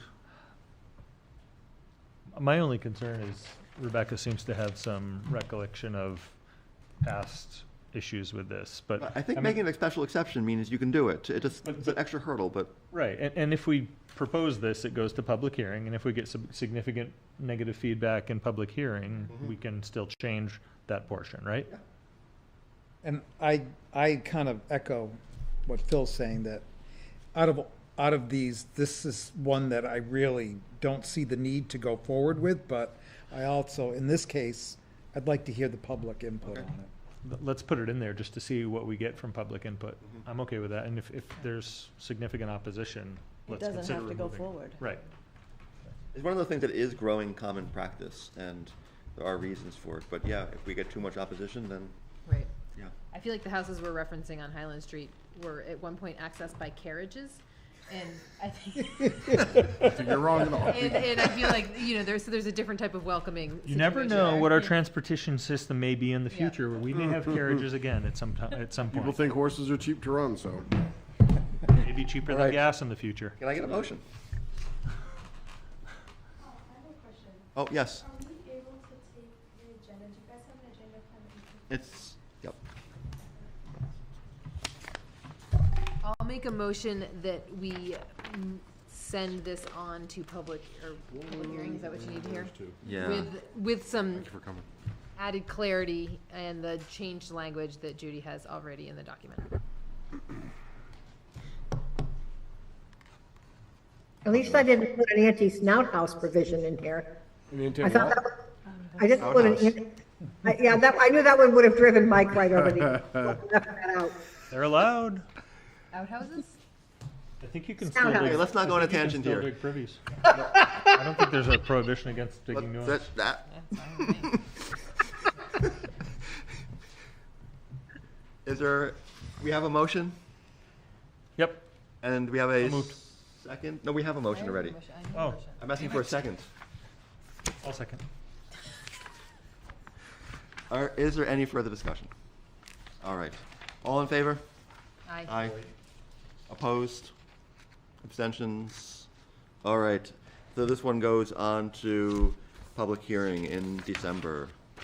Can I just point one thing out? Because I just about choked when I saw this. I didn't change it. But this, for purposes of rough computation, an off-street parking space, blah, blah, blah, is 270 square feet. What on earth is that about? For rough computation? For what purpose? What is that in here for? What is she looking at? Where is it? Why does anybody need direction on a rough computation? 411.4C? Yeah, like, what is this about? It's in your zoning now. For purposes of rough computation, an off-street parking space and necessary access and maneuvering room may be estimated to be 270 square feet. I guess if a developer can't figure that out, Is that for like large parking lots of I would a known assume. area, the maximum density? Too many words. That's just rough For purposes computation. of rough computation, I mean, an engineer doesn't do a rough computation, right? An engineer actually, like, designs it? Sorry, I just think it's weird. I've never seen that anywhere. It's like a thought process for somebody. They threw it in there. It might be something where whatever. Okay, it's I'll probably stop now. yeah. Do we want to strike it? Did we take it out? Oh, I wanted to, but I thought you people are gonna kill me if I Oh, I- touch more here.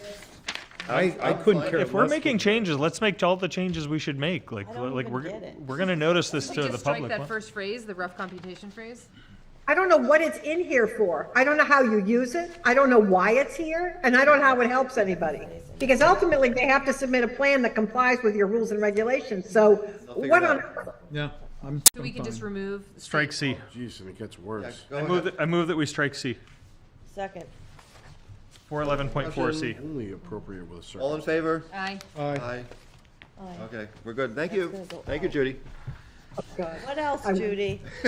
What else will make you happy tonight? Well, And D, too. What would you like us to do that you haven't put in here?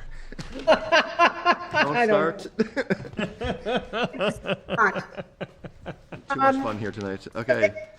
ADU, we'd already talked about this, I think at least to the housing committee, and I thought maybe. the planning Here board had, too, but, yeah. Getting rid of the reference to conditional use permit. And there were some other changes in here, referring to conditional use permits. The resident, workforce housing clause that's in your accessory dwelling unit, ordinance doesn't belong there. So I then just said, here's what the revised section would look like. Yeah, let me see. Oh, and there is a suggested provision in here that I'm sure you're probably not going to like, but I'm just going to tell you it's here anyway. To allow an ADU to be served by one parking space instead of two, since your ADUs are small, but I'm happy to be overridden about it. I just think it's a dumb rule. But anyway, so the revised ADU provision is here as a new 416. Well, I mean, about the ADU parking spaces, I think we did talk about this. I'm not sure if it was the housing committee or this group. 4 parking spaces is a whole lot on like a single family lot, for example. Yeah. And getting that down to 3 would be a very nice thing. I don't foresee any reason to use, I mean, I think Somebody wants the 4 and they can minimum fit it. parking for an ADU should be 1, because they may be single occupancy, or they may be, single parent and children, but, even if it's double occupancy, I mean, you could still provide for more parking, but I think, If you want to. yeah. I It think seems like in every- general, our parking is really assuming that whoever's building is gonna be cheap with the parking. And, so we're almost like making people do more parking so people aren't being, Cheap, yeah. right.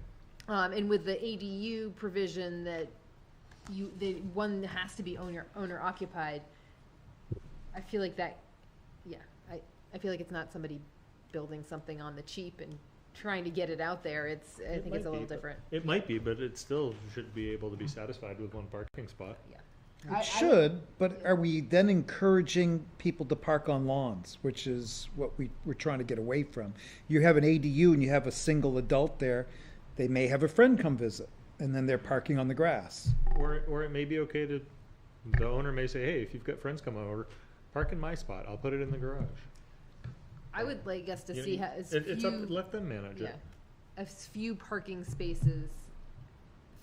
spaces required, that we need enough parking, but the more parking spaces, the more impervious surfaces, the more we're seeing stormwater impacts across the board, so. There's still on-street parking in most parts of town, I mean, it's just not overnight. So like, if you've got a visitor during the day, park on the street. If they're there overnight, find a spot. Hopefully not. I think there's bigger issues with your ADU ordinance than parking, Yeah. but that's just my opinion. Most of what's here in section 2, provisions, accessory dwelling unit shall be permitted in all districts, blah, blah. That's right out of your existing ordinance. But there's a piece in here that just sent chills up my back. You have one that says, the ADU shall not include more than 2 bedrooms, nor shall it be occupied by more than 2 adults per ADU. So my question for you is, what if a young couple rents an ADU and they have a baby while they're living there? Does that mean they have to move out? To Well, adults. does it say, I think it means that you shouldn't have more than 2 adults, but the number of children should be unlimited. Like, that's how I would interpret that, but it's certainly not explicit, is it? No. Can't regulate people under 18. They'll be occupied by more than 2 adults per ADU. I don't read that as saying, and you can have unlimited kids. I read it as the occupancy is capped at 2 adults. Am I wrong? That's how I read it. Yeah, I think it was not intended that way, I guess Okay. it could be interpreted Yeah. that way. but we can put in unlimited children. Can you just help me understand what this is about? That's right. Right. Why is this here? I just don't understand what the issue is. Am I being dumb? Well, we got a college, That's exactly it, is we don't want Focused around the we don't want it to turn university. into a college rental that has, For 2 18-year-olds. yep. 2 bedrooms, 1 couple in 1 bedroom, and a single or another couple in another. And then someone living in the closet. Beds and Oh, man. One of my good friends had a had his room in college was in the garage. So what's an adult under your zoning? Right. I just, I hail from, sorry, like there's an underlying kind of civil rights question here, and that is, just be careful when you're regulating housing, that you're not regulating who can live in the housing. Because it's a slippery slope. It's a slippery slope, so just think about that. I just want to, go ahead, I'm sorry. Isn't there some ordinance about unrelated people? I mean, that. Well, there is, and the question whether that's even enforceable, I think. Right, I mean, it is not, yeah. Right. That's a fair housing problem waiting to happen, but I'm not going Right. there. Well, you could have someone who cites Adam and Eve being our common ancestors, and we're all related. Nobody can live together. Phil? I'm just saying, somebody could say that. Yeah, oh, I'm not making the case. I can see somebody using the argument. Good luck with that. So Yeah. I think what we're trying to address Nobody can live is together. We're not all turning the ADUs into college housing. I feel like there's Right. less of a threat for that now because of the housing situation with a college. Right. Okay. I would not mind removing it. I wonder if, well, anyone else would even notice, but I wonder if they did notice, if they would care. I personally do not, but there is, no, I mean, it's a serious question. There is a whole history of really caring about this. Yeah. For very, real, if not necessarily fair reasons. Right. And people still remember that. And so, in principle, I'd like to remove this. And I think probably a lot of us would. How do we feel about that in terms of public perception? And if anybody would even notice. But if they did, is that a problem? Or if they noticed, if they go back and review the minutes of this meeting and say, John Chris said that nobody would ever notice. Well, it's just, the last thing I want to do is tank the rest of it. Transcript though. I wouldn't remove it, I'd leave it there, just because of the sensitivity in this town. And maybe at some point down the road, it can be taken out, but. It's enforceable until somebody brings a lawsuit against us. Right. I just would hate to see the rest of this tanked because people get hung up on how many college kids can live in an ADU. So Yeah. you probably should just leave it alone, but So leave it alone for now. If you want to make a provision for children, just in case that's unclear and could be misinterpreted, you can have as many children as you'd like. Or can you say there's no restriction on On minors. Or minor residents or? You can't restrict that. I'd say anyway. let's just Right. leave it there Still, and note yeah. that the intention Is it- was not to not Yeah. have children in there. The intention was to avoid,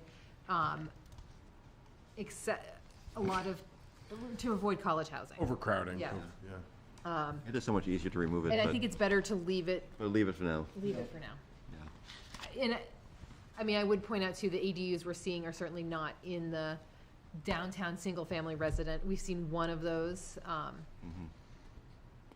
But for the most part, they're adhering, or the purposes matches the intention of what Yeah. the ordinance is there for, and the state statute. So let's not stir the pot right now, I suppose. And Let's not but we stir this wouldn't pot. have a problem with a husband with two wives or a wife with two Of course husbands. not, that's fine. Just saying. You can always go for the special exception or the variance. Let's just move on. okay, so do we have a motion here? I move motion amendment 5 to go to public hearing. And Second. Wait a second. Were there any conditions on that? Oh, the parking thing. Is the parking thing in the wording currently or not? Let's see. The one parking Sure, there space. was the parking, Oh, only one Yeah. shall be permitted. Existing single-family dwelling. Wait, One only parking space allotted to the ADU in addition to the minimum 2 spaces per unit required for single-family dwelling. Okay, so we're good. Okay. So that's one of the double-check the parking situation first. So, any further discussion? All right, all in favor? Aye. Aye. Opposed? Abstentions? Okay, the ayes have it, and one, So, Commonly referred to be in the affirmative. my head hurts. Okay, so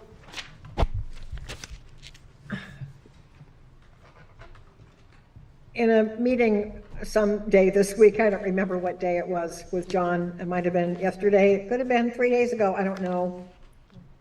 You asked about how it would work with allowing multiple buildings on a single lot if the buildings were single-family dwellings. Because you can't subject single-family dwellings to site plan review in New Hampshire. Do you remember this conversation? Yes. So I had the wonderful opportunity to be on a call today with Ben Frost at New Hampshire Housing, and I asked that question. And he smiled and he said, you do it through subdivision. Oh. So, but I wanted to make sure there was like no conflict in the zoning, because Joseph pointed out that you know, on the one hand, you have kind of a prohibition on multiple residential structures, but then you have this 3042 commercial co-location where you can have more than one main or primary commercial structure on a lot if the zoning requirements are met. So you're treating residential and commercial differently. So I'm thinking, how do we try to fix this so we don't have multiple pieces in the zoning bylaw or zoning ordinance saying different things? So I suggested that you simply collapse these into one provision, section 401.1, multiple buildings on a single lot, and say more than one principal structure shall be permitted on a lot if all applicable zoning requirements are met, which is kind of what 3042 says now for commercial buildings. But you preserve those other pieces of 304.2 that really make sense.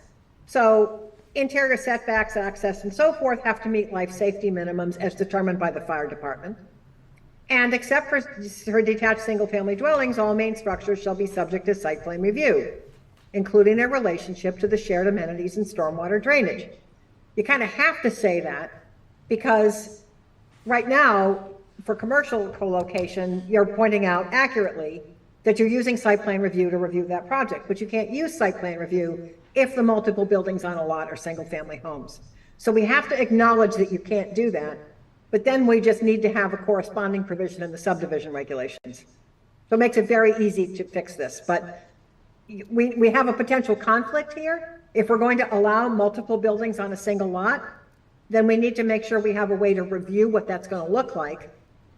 And if the particular use is, or structure is detached single family, you can't use site plan review to do it.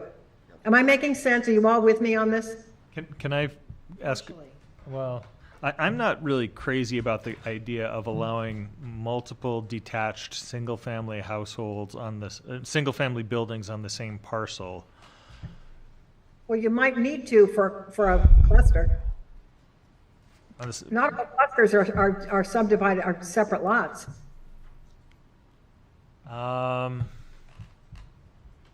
Yeah. I guess it depends on the form of ownership, right? Like if it's a condo, you can retain the ownership of the land and sell the parcel, sell the homes Unit. individually. All right. Right. So this is a planned unit development potentially. Well, it's also the possibility that, I mean, go back to the dimensional regulations. So let's say, you know, on an acre of land, you can have, I'm picking on ag. I'll go back just to make this point. I think it'll be easier to see it. So if I'm in the agricultural district, I'm not picking on you, Mike. It's just easier for me to do the math in my head. You're good. And I have 40,000 square feet. I can put a house on it. I can add more units to that lot with additional increments of 2,500 square feet.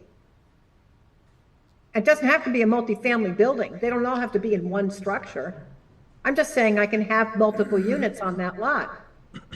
So now you need a way to review that project. And so that you've got, you know, life safety considerations, you've got adequate separation between buildings and so forth. If the multiple structures are single family, you can't do that review through site plan review.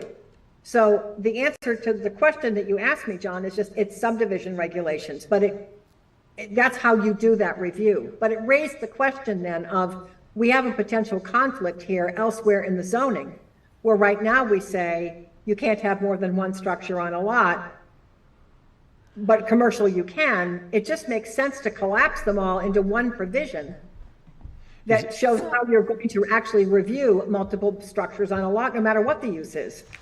So we would need to add, I guess, I'm not sure I'm totally understanding here, and I have some concern that anyone who's constructing multiple single-family dwellings on a single lot, to me, that's, I'm just seeing that, she's right. I can't see it be anything beyond a commercial venture, which it needs to be regulated by something more than just a building permit. And so are you saying that that's where we would be able to do that in the subdivision regulations? That Yes. multiple single-family detached Yes. units will get regulated in that section? I have firsthand experience with a situation very much like this. And if I can explain what happened in the town of Bradford at one point that went to a lawsuit, this might clarify this issue. There was a family that had a single-family home on a Class 6 road. It was beyond the point where lots could be subdivided because it was on a Class 6 road. It was not incremental development. And the original family had a couple of children. Each of the children built homes on the same parcel, plenty of land. But the children eventually decided that the homes they built, they wanted to sell. And they wanted to be able to subdivide land off of the family's lot to be able to sell these homes as standalone homes, but they were on a Class 6 road where technically we would not have otherwise allowed subdivision. So it became a problem. So, I mean, I think if this type of development is going to be allowed, I think it's counter to our normal understanding of single-family homes on standalone lots that can be transferred land and land and building together. Like, they might have to be condo type ownership where the parcel is owned by an association and the buildings are sold individually with some responsibility of condo fees or co-op fees of some kind that go to an association that maintains the common It's land. difficult to regulate if a building will be owned or condoed or rented or. But I mean, once it's built, you can't really limit how it's transferred. So that is how Dover does this. It is through the subdivision regulations. And you can do a subdivision of multiple structures on a single lot in Dover, which is the open space residential development example I gave you all a few weeks ago. You can do a subdivision, you can do lotting or not. Regardless, it's coming through the subdivision regulations and it's reviewed under the subdivision regulations by the planning board.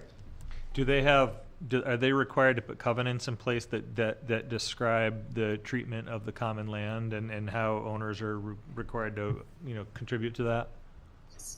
Okay. So, I mean, that's an option that we don't see of a lot of, but it could happen and it could work. But I think the confusion comes in when people expect that if I'm building this house, I'm going to be able to sell it with the land it's on, even if it's not currently subdivided. They think they're going to be able to subdivide it, and that may not always be the case. Oh, they've got to read their deed.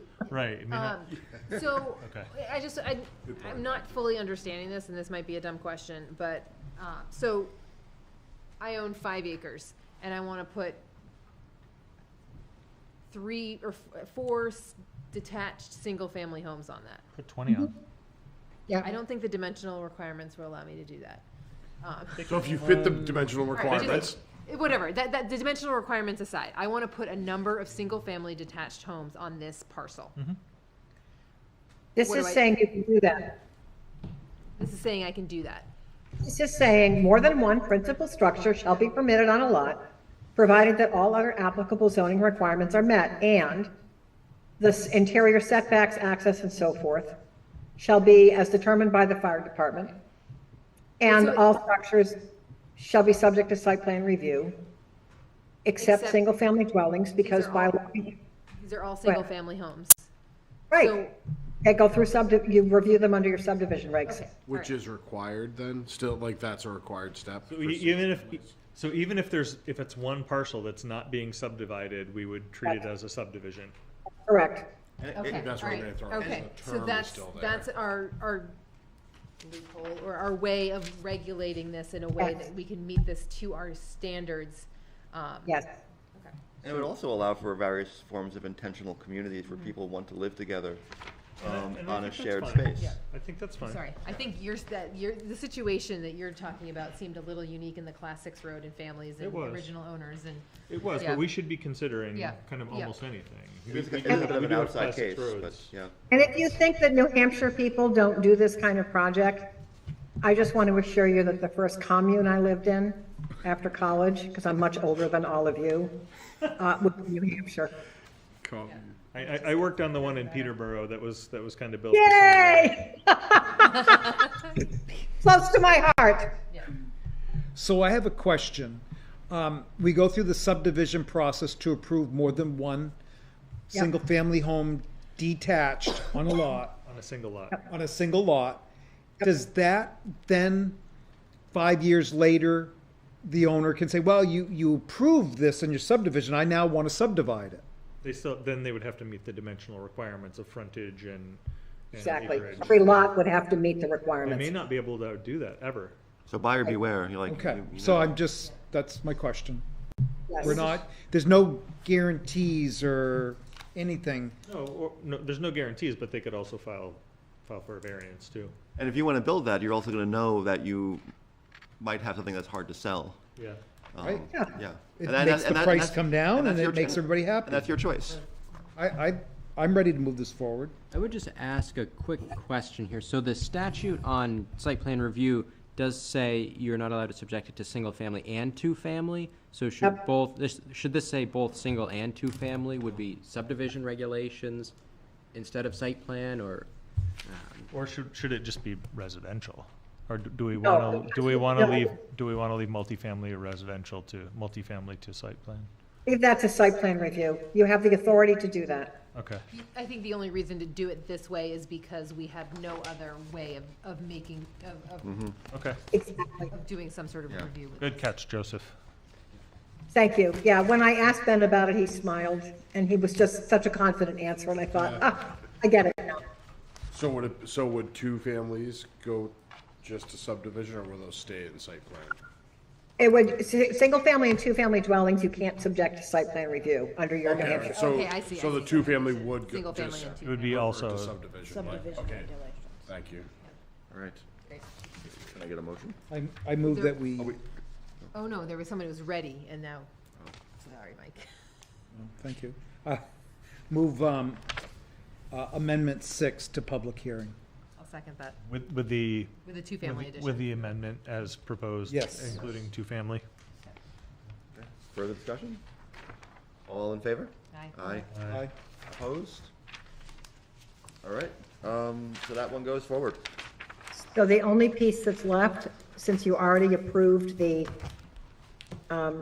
footnotes to the tables I mentioned earlier, to cross-reference the subdivision regulations for OSRD, I just need to get the subdivision regulations written for you. Yes. And I'm going to stay fairly close to what Dover did because it's good. They did a really nice job. I'll vary it, I'll make it Plymouthy, but I just like their approach. They really did a nice job. And as Ben and I had another exchange later this afternoon, and he said, the more you can do with your subdivision regulations, the better. It's just because the planning board has control over that. So that's, I think I have my marching orders. One day you can tell me what Plymouthie means. Yeah, it'll be like Dover's. Did you call me Timothy? So if No, we I mean, do- you're not Dover, but the point is that Dover had already put a lot of thought into how to do this. And I think they have the same municipal attorney, so we're in good shape. I think we're fine. Okay. So if we were to go forward with that, would we also need an amendment that removes what is currently in zoning Yeah. for OSRD? Yes, yeah, we're just gonna get it out of there. To remove the existing Article 5 in Yeah. its entirety and replace Yeah. it with new open space residential development. Yeah, we can just get rid of Article 5. We modify the definition of OSRD and your definitions, and we add those footnotes to the tables of dimensional regulations. I don't have the existing zoning ordinance in front of me, but what about the whole, did we remove like the cluster development language, or is that just? That was already in our earlier discussion this evening, yeah. Okay, it was, all right. Clarifying that, yeah. That the language is confusing. Yep. Well, can I get a motion to approve Amendment 7? So moved. Second. Discussion? All right, all in favor? Aye. Aye. Aye. Opposed? Okay, Thank you, Judy. thank you. So Judy? Oh, public, yes. Sorry. A little bit of input on that, at the ADU discussion, and you were worried about 2 adults. What if you just said 2 adults and offspring? I think it's still tricky. And Yeah. offspring, I mean, the offspring include adopted kids and? Yeah, offspring could be specific. If you just say 2 adults, then if. You gotta be really careful. Yeah. We really get into fair housing stuff when we Yeah. go. Oh, yeah. Lovely. Yeah, I think our decision is to just not mess with that one too much and leave it as is, and we can maybe And consider moving and if it. anybody asks for now, we say we intended it to mean. Yeah. if And that's I how we'll complain enforce about it. My neighbor's ADU, and I'm complaining about my neighbor's ADU because they've got 3 kids and the 2 adults in it. You can't, yeah. Okay. Unfortunately, under 18, it's a very slippery slope. So Judy, we had some overlays that we were thinking about, as well as the potential for a inclusionary zoning. Okay. So let me tell you where I am with all this. right? Okay. What we just went through with remarkable speed has taken weeks to get to this point. And I think it's a lot. I am dying to write these overlay districts. I'm worried about hitting you with them when you haven't really had much time to consider them. That's one issue. The other issue is, I spent a lot of time this afternoon looking at maps, trying to think about Tenny Mountain, and the challenges of writing zoning for an area where you have such varied topography. And it really affects how you write dimensional regulations. It just affects a lot, and I don't know, are we like talking about one overlay, or are we talking about an overlay with sub-districts, which I kind of thought we were doing. So, and then I had thought, I got to make sure that when we create this overlay, that I not only have text that works, but I have a map that the building inspector can interpret. So that means we have to be very specific about how we're defining the boundaries of the district as a whole, as well as any sub-districts. So what I've told Joseph and John, and I'd like just some direction from all of you, I'd like to have a meeting. I'd like to come up there and meet with the property owner or the property owner's representative, and John and Joseph, and I guess anybody else from the planning board, as long as you don't have a quorum problem. So I understand what we're talking about for Tenny Mountain, more than what's in the master plan. So I can write something that I know can actually be administered. I'm just worried about writing this to get it done quickly and then giving you something that may be very difficult to interpret and administer. So originally what I was thinking was, let's get this package of zoning through 2024 legislative season. And well, because I'm not going anywhere, and let me work on these overlays and the inclusionary zoning ordinance to be taken up in 2025. But I'm hearing a real desire, especially from that community meeting, that people want to see those added opportunities on Tenny Mountain and Fairgrounds Road. So I can work on this, but I'm worried about time and how much wiggle room I have with you in your schedule, knowing that there's public hearing notice and so forth that has to be done. I told Joseph I can come to Plymouth on the 21st of November and meet with the property owner and so forth, but I'm not going to talk to the property owner without a town representative involved. It wouldn't be appropriate. So I need some direction here on what you want me to do. Do you want me to spend time on this to prepare these for 2025? Are these really what you want now? In which case, how do we make this work? Fairgrounds Road, I'm not worried about writing. It's Tenny Mountain, because it's a big area. It's not a kind of a uniform in terms of the land. So I'm looking for some direction what you want. I have some thoughts. Rebecca, you go ahead. I think presenting this many zoning amendments for 2024 is plenty. And I think doing something that is vastly different, such as the overlay zones, I think maybe needs, I think taking a little more time with that makes sense and getting it right and focusing on that for our 2025 season, plus any tiny little tweaks we need to make here and there. To me, that makes sense. My further thought too, I think it's great to meet with the folks at Tenny Mountain. I want to make sure we're being very careful. I know this is not what you're suggesting, Judy, but making sure that we're not, saying, what do you want to do? And let's change our zoning Right. to accommodate that. We need to make sure that we understand what their intentions are and see where the bottleneck is in our zoning ordinance and whether or not we like those restrictions as they are, or we need to make some adjustments so that stuff can get developed in a smart and meaningful way there. Yeah, I mean, I just would be afraid to try to write the zoning without talking to them because I don't really know what their plans are. So I would like to communicate with them, but I'm not going to do it privately. If So, I can weigh in for a second, I would like to see the fairgrounds overlay. I think there's a lot of interest in that. I haven't heard any negative comments about the fairgrounds overlay. So I would like to see that. As far as the Tenny Mountain one, I mean, I was thinking about this a little bit this afternoon after the earlier conversation, and it's hard to get a straight answer about what they're trying to do there. And I wouldn't mind, personally at least, pushing this back on them and saying, if you really want to do some development there, we want a more concrete plan from you. And let's do a planned use development and say, let's just figure this out, what we're going to do. And make them put something forward to actually say, we have a plan, as opposed to just kind of every time we talk, it's well, yeah, we have got some great ideas. We're not going to tell you what they are. Let's actually find out what they are and make a plan. I just don't want anybody to get the impression that we don't want to write that zoning, because I really want to write it, but I want to do it right. So, it would be helpful.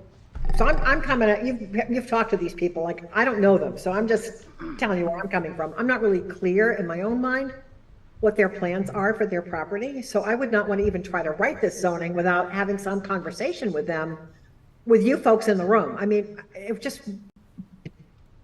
I'm worried, so now I'm worried about time to try to get this done. But it's really important to me that people understand we really want to write this zoning, I just don't want to get it wrong. I think the area that is looked at for overlay over in Tenny, it encompasses a lot, and they don't own all that. You don't know what else may be wanting to go in there. So I think you're right in taking the time to do it right. The topography over there is very tricky. And so I think there's a lot of things to consider, not just the people that are there now. And there have been a lot of people in and out of there. So, I mean, we don't know. So I think you're right in doing it slowly and doing it right. It's Vermonty. It's steep, it's bony, and wet. It's still Plymouth. Plymouth-y. Right. It's the Granite State. There's just so much passion in Plymouth about that area. Yeah. I missed the input that led to this discussion, so I don't have strong opinions. But I would entertain if you'd like if you'd like to have a meeting with us. I mean, I think I would. I don't know what the rest of the board thinks, but I'd be willing to entertain that. I don't know. Does that? I mean, I'll come up for it, I just need to plan for it. I'd like to be there for it. I talked with the owner, the rep, Steve, after the community meeting. It didn't seem like everything that we've already got on zoning seems to fit with what he wants to do there. There's nothing, it seemed to me, that we needed to change. And that's kind of why I thought the agricultural zone, which Tenny Mountain is in, could benefit from a community septic and a community water that would have also benefited the overlay on Fairgrounds Road, and that's why I think it should almost be zone-wide, because there's so few areas that could take advantage of it, except for Tenny Mountain and except for Fairgrounds, Yeah, and but maybe a there's few more to it others. So that's why I kind of pushed that a little bit. It doesn't have to be this year, but that's radical change, and I'm for it. Yeah, so it's not just the uses, it's also like how you write the dimensional regulations when you have steeply sloped land like that. We just need time to think about it, Mike, and it's why I think the overlay is the better way to go, because you can sculpt the regulations to an area of town where maybe more development does make sense without then setting up areas that don't make sense for it. So I think the overlays are the way to go, and we would like to do it. I just want more direction on Tenny Mountain than I feel like I have right now. I feel better about Fairgrounds Road, I just have a better sense of that area than, so if you want the Fairgrounds Road overlay for 2024, I can do it. But I also sympathize with the view that what you've got right now is a lot. So you just need to tell me what you want me to do. I'd like to see it, I'm with John, at least the overlay for Fairgrounds Road. Okay, But I'm just one person. I mean, I'm fine. good to move forward with it. I do feel like this is a lot for our voters. Well, and here's the thing, if we get pushback at the public hearings, we have the language and we can always shelve it and talk about it again another year. Honestly, I'm worried about getting through this in one public hearing. So, People are kind of excited about the overlay too, especially for Fairgrounds. So I know it's been received, and we'll find out. Great. Yeah, at the fair hearing. enough. So, but I do Yes. think Tenny takes some time. Do you have any questions for us if you are going to write a fairgrounds overlay in terms of what would be permitted?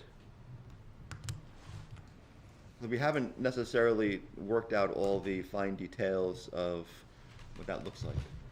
well, I'm assuming we're going for mixed residential development at a density that's greater than what the table provides. That's just sort of the base zoning. I'm assuming that you might want to have a piece of that that's maybe got some kind of open space provision in it. You could, if you wanted to, I'm not saying that's appropriate for this area, but sometimes in this kind of zoning, there's a provision for light commercial uses as well. Don't have to, but it's not uncommon. But I certainly think you can accommodate some height in part of that district that might be more than what you normally provide. Well, and everything that's permitted in the ag zone is going to be permitted there anyway, in terms Yeah. of some of the commercial uses. Some of that's already permitted in the ag zone. So But I mean, my- you can get more intensive development. I'm sorry, Mike, I didn't mean to cut you off. My thinking would be to treat it like a single-family zone, but it's in the ag zone, and realize if you're going to build there and have a 10,000 square foot lot, because there is water and sewer already there, that there may be a farm still down the road. So that's why I don't want to make it into single-family. I want it to have the ability for more dense housing, not necessarily taller buildings or anything. That's my thought. So you don't want more height there? No, I don't. I just want it to be treated like single family for density. That's all I wanted.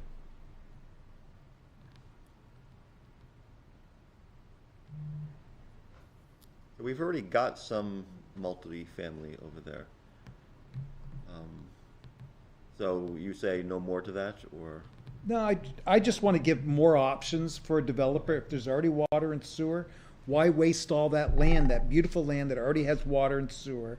Let's put some 10,000 square foot lots, and it should work there. I mean, it's perfect land for it. And allow for for entry-level home buyers to get into a subdivision and be able to afford something. Our own kids in this community. We've got enough McMansions already.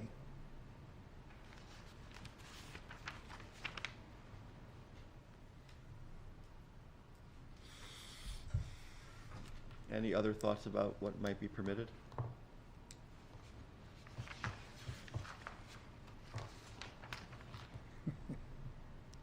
I don't think we're all too far off from one another. I think there are some differences between us, but I think in principle, we're kind of on the same page. I'd be okay with multifamily there. Yeah. I mean, I think the With design guidelines, which I know we have some, maybe they could be tweaked. But it's still the up to 4 units by, did we say Attached. Right. permitted? Talking about the attached units. Yeah, I mean, I'm still okay with that. We gotta take advantage of that particular area because we don't know where water and sewer's gonna go next, but it's a good prototype to maybe expand to other parts of the town as water and sewer expands. I think making sure that we're encouraging or allowing for a diversity of housing types in this overlay in particular. I mean, I think gone are the days when a single-family detached home is your entry-level home. I mean, I think we're seeing that twilight. And But this gives the opportunity for it. An inclusionary zoning ordinance would give the opportunity for it. This is doing it organically. The market, we've already talked about this many times, the market has a very hard time, at least currently, providing for single-family detached houses that are affordable as an entry-level house for most people. I think you may find that the smaller lots are more affordable than the bigger There's still a lots. building price for the house. Yeah. so, I mean, just as an example, I live on which will still be a non-conforming lot, I believe, but barely, a 1,000-square-foot house that I would say is no longer an entry-level house, and I don't think you can get a much smaller lot or a much smaller house. I think it's gonna be largely unattainable. Well, prices, I've seen it in the 80s. I've seen people own a house or a condo for 3 or 4 years, and I see people buying right next door the same thing, and their purchase price is less than what the mortgage is for someone who owned 3 years earlier. There's always going to be corrections in housing. It's going to happen again, believe me. Right, I do think right now we're seeing kind of an unprecedented deficit in our housing stock right now, and I think There is. There is, and at the same time, there is a longer-term trend that single-family houses are increasingly less attainable. I mean, it is particularly bad right now. Matt, are you paying attention to real estate prices, like for the units over on Crescent Street? Yeah. What are they going for? Are they going for like 300 now? Yep. So that's about as cheap as you can get for new Is that the construction. 7,500 square foot lots? I'm not sure. It's the over 55 community Crescent Street. So, and they're basically like modular, single story, 1-car garage. They're actually just buying the house, the land is not for sale. And if it's 300,000, that's already like not workforce housing. It's not affordable to median income. Right. What are the houses selling for? That's about the cheapest you could do new construction for. And those are basically like nice double wides.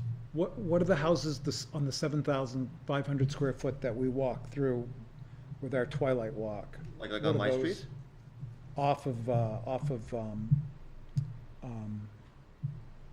Anyway, the 7,500 square foot lots. What are those things is that selling like our for? lot? I think like our lots on Wentworth Street? Yeah, Maybe Wentworth. yeah, my house is 1,100 square feet. The lot is 0.2 acres. I don't know how many square feet that is. There's some that go down as low as 7,500 that So we if you, walk. if you like look at most of the 0.17. houses on our street right now, in the current market, I think most of them are over 300. Yeah, like, And some of them quite a bit more. like 2/10 of an acre is 8,700 square feet, to give you an idea. Like, it's almost right there. 0.17 is 7,500. So there's square nothing 250 at all right Now, now. if you, like 10 years ago. Right. So I think the more we can make of those small lots, So what I'm saying, though, is we need a diversity, because just a single-family home on a small lot is not gonna be entry level. Having a Not getting us diversity of, No. attached single-family dwellings, we need to have that diversity and encourage that diversity so that there are options, because single-family detached is quickly becoming not an option for many and people. I agree that we should give that option for attached for up to 4 units or what we have in the single family. I think that's, I will say at the community meeting we had, I heard very little pushback against even multifamily housing as long as it was nice. I mean, people didn't want an ugly building, but if we had some kind of design guidelines in place, very few people at that meeting that I heard from we're against multifamily housing. I'm not again, I own Yeah. a bunch. No, I mean, so I wouldn't mind seeing that there either. I wouldn't- We I'm might not- even need like new design guidelines or something, I don't know, but like, most of the people I spoke to were like, they were down with it. Yeah. What is the current height regulation? 35. 35, okay. So with special exception, they could go up to 6 units and permitted up to 4. I'm fine with that. For building, you can have multiple buildings per lot, right? Provided you have enough. Acreage, area, all that stuff, parking.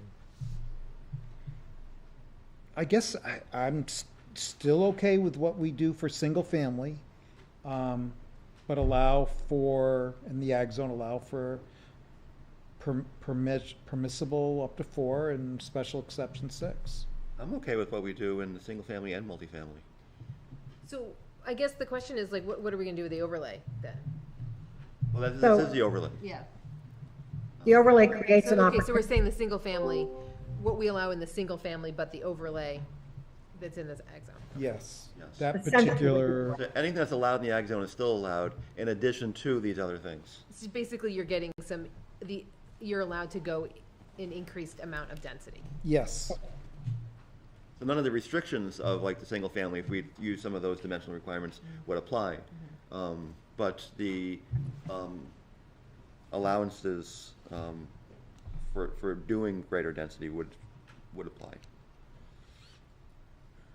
And they still have the option to do a bunch of other things because it's still the ag zone, Like a storage unit.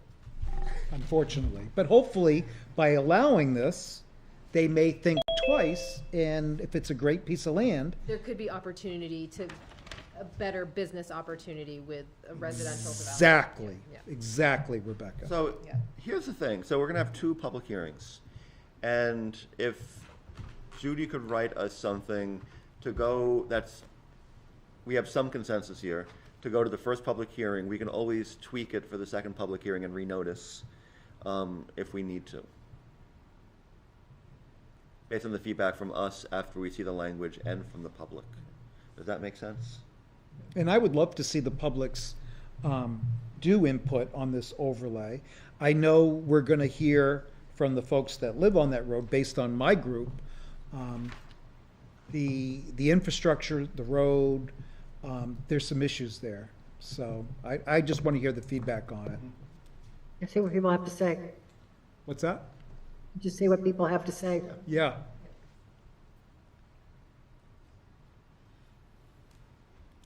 So, All right, well, I mean, I can certainly work on that. That's not a problem. so should we make a motion to? Do we need a motion or do We we just don't- need a request? Well, it's up to, we're gonna bring it to public hearing, I We're guess. gonna see it in- first, right? It's actually, is 2 weeks a possible turnaround that we could actually see it at our next meeting? Yep. Okay, so we can take a look at it then, I guess, yeah. Yeah, I would be uncomfortable making a Yeah. motion for, Yeah, no, it's Well, this fine. is why I was can- mentioning the fact that we'd have a second public hearing, but if we can actually get it in time for our next meeting, then we can actually look at it beforehand. Which is the 16th, is that when it is? Yes. Next meeting is, so would the board want to see this still noticed? Because notices may be due to timelines for some of the first-class mail notices that we'll have to send out. We'll have Yes. to have the notices in some people's hands done before that 16th. We'll have to have a broad description of an amendment, and then with a promise of language that we can come through on. or we just pull it off the Do we table. have to have a hearing at the next meeting, or can we just have a conceptual review of this and then schedule a hearing later? I It's- I mean, think we've got well into January to do hearings, right? I mean, ideally, we'd have something for December if we could, so we can have 2 hearings on the amendment, especially since it's one of the big ones. Yeah.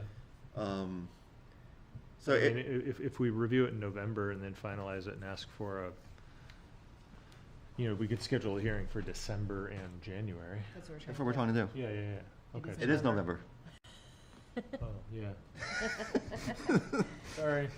What's Oh, on okay. the, what do we Where's have time on the go? docket for the public hearing? Is there a lot? So there's the continuation of the self-storage facility.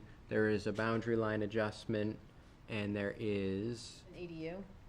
there is I'm no, just kidding. no, there's no ADU, although someone did contact me about an ADU application, so we'll probably get one soon enough. But we have CIP potential hearing that date, or CIP hearing that date, and that's, oh, and there's a Class 6 road building permit review and comment that has reached out for that meeting, so. So so for the physical mailings, they need to go out before the 16th? In order to meet the timeline that is needed to send, because for some background for folks, the certain amendments that we're going to be putting at public hearing require a first-class mailed notice to every property owner in a zoning district if that zoning district has less than 100 properties in it. So that would be a few of our zoning districts, and I could confirm exactly which ones. But a change in minimum lot size or permitted uses, you have to individually mail those notices. So we will be working with a company that was recommended by the assessing department to mail those, and they need a certain amount of time to get those. So, Okay, so part of it's the processing time. so here's a question. If we had an extra week, would it be possible? And what I'm looking at is if this room was available and we are available, which I don't know the answer to that question, could we actually gain ourselves a week by doing this public hearing not on the, I don't know what the date it is in January, but the week after? What is it, the 7th is supposed to be, right? Is it? Next meeting is December 7th. Or Yeah. the hearing date that we've been talking about is, yeah, December 7th. If we pushed it back 1 week, I wouldn't want to push it to our business meeting, which is like the 21st, like right before the holidays, and people are trying to get out of here. But if we just canceled the meeting on the 7th and pushed it back a week, would give us a little bit of wiggle room. I don't know how that works for people. To the 14th, you mean? Yeah. Could we do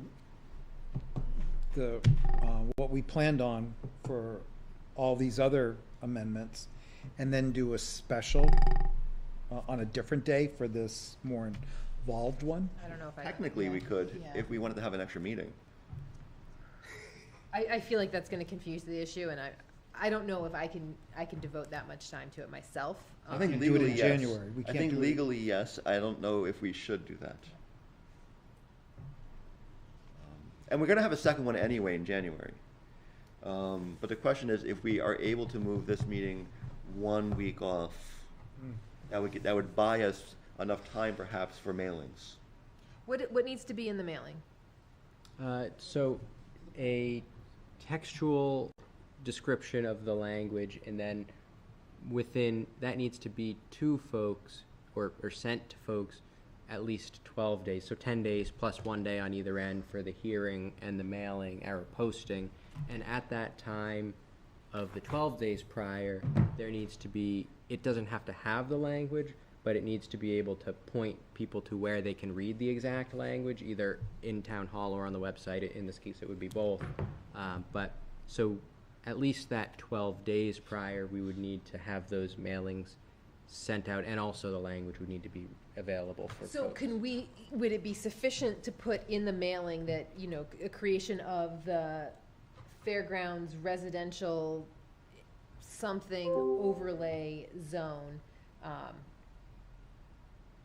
With the assumption that we're going to come to an agreement next week and have language that can be posted. Which is making some assumptions, if we're willing to do those. Or is And this? Judy is willing to let us make those. Or are we hitting the gas pedal too hard and we need to take, I mean, I'm trying- concerned about that. I mean, if we I- can do the extra week, it seems like it would buy us the time we need. I feel like we're spending a lot of time just talking through this, and, so I'm just yeah. Is that language sufficient? And if we don't come to an agreement at our next meeting, whether, and I don't think it matters whether it's on the first, second, or the 7th or the 14th, we're still gonna have the same discussion. And I suppose we could put up on, can we legally put up on the website, the planning board has already pulled this amendment? Or whatever? I don't know the answer to that question. I think you could, if we I guess I don't know Like the if we answer. change our mind. Right, if the planning board, if we posted a hearing on a certain amendment, and then that amendment were to disappear, I don't know the answer to that, what would be the legality of I don't think there going could forward? be any Because there legal- wouldn't, you need to have the notice for hearings for any amendment you want to advance. I guess there's nothing that really deals with amendments that aren't going anywhere. I don't think anyone will sue us over it. Anyone's gonna sue us for posting an amendment that we then decide to pull? That we're not even Yeah. gonna do. So someone As would be long suing as- us for nothing? So I'm just going to leave it at this. I just need you to tell me what dates I need to be. Fair enough. Thank you, Judy. My schedule is. Yeah, so my suggestion would just be, can we do Night, it Matt. that way, and then if we can't figure it out, It appears that on the New Hampshire Municipal Association calendar, it appears that January 4th is the last day to post and publish notice for first hearing on proposed adoption or amendment of zoning ordinance. Does that sound right, Judy? Okay. So we could go to, our first hearing could be as late as January 4th. But we're trying not to. But we could. That rushes the timeline if we would need to make any amendments and renotice it for a second public hearing. If you have to make an amendment and renotice it, you might as well give up at that point. Exactly. But if we have something we like, you could still go to town meeting with it that year but I guess that's the question. Is I do think this timeline, part of, I think the discussion of this timeline was so there would be enough time to renotice for a second hearing in early January. Okay. So if the board did want to schedule Make a a second change. one and make a change or anything like that, there would still be time to do the cycle over again of the notices and everything for a January date. If the board doesn't want to, that's, it's completely the board's discretion, but. So I'm okay, personally, with noticing this and saying that we're going to have this, and then look at the language at our next meeting and hopefully say, yes, we're going to push this forward. And maybe even push it forward anyway and get feedback on it. And we can always, if we do decide to change something, renotice it for a second hearing in January. I guess I have some concerns about us loading up our meeting on our business meeting. I don't think it's going to be that. I mean, we do have that one continuation. I think there is potential that if there's something controversial in an overlay proposal and that raises a lot of interest, it could negatively affect the perception of the other zoning That's true. amendments that might be less controversial without that. I agree with that. I worry that people are going to get their hackles up if they see something they don't like in the overlay and then not be receptive to the other things that they would consider otherwise. My only concern is I think there was a lot of interest in doing this overlay. There Okay, is. I wasn't there for that, so I trust you on that. I appreciate that. And I might say that I really don't see a lot of problems with the first 5. And I really want to see the feedback on the last one. And I don't see a lot of opposition To the zoning changes. to the zoning, to any of it. All right, so it sounds like what we want to do is have a really long meeting in 2 weeks. And I can't wait. Yeah, and notice it, and we will build the foundation at the next meeting, so we'll have that language by the time, because by the time the notices hit mailboxes, we'll be able to have the more information about the overlay. And Judy, you're okay with that schedule? When are you meeting again? 2 weeks from tonight. Okay, so I am not available on the third Thursday, ever, Okay. ever. It is the one night of the month that I do not give away for town government work, That's any okay. work. Would you be comfortable with sending us the language so we can have a discussion and then Yeah. pass on the discussion to you? Yeah, that's fine. Okay. Yeah. I have another commitment that third Thursday, and it's very important to me, That's so fair. I Yeah. work that night. I respect that, and I'm glad you have your commitment. Enjoy it.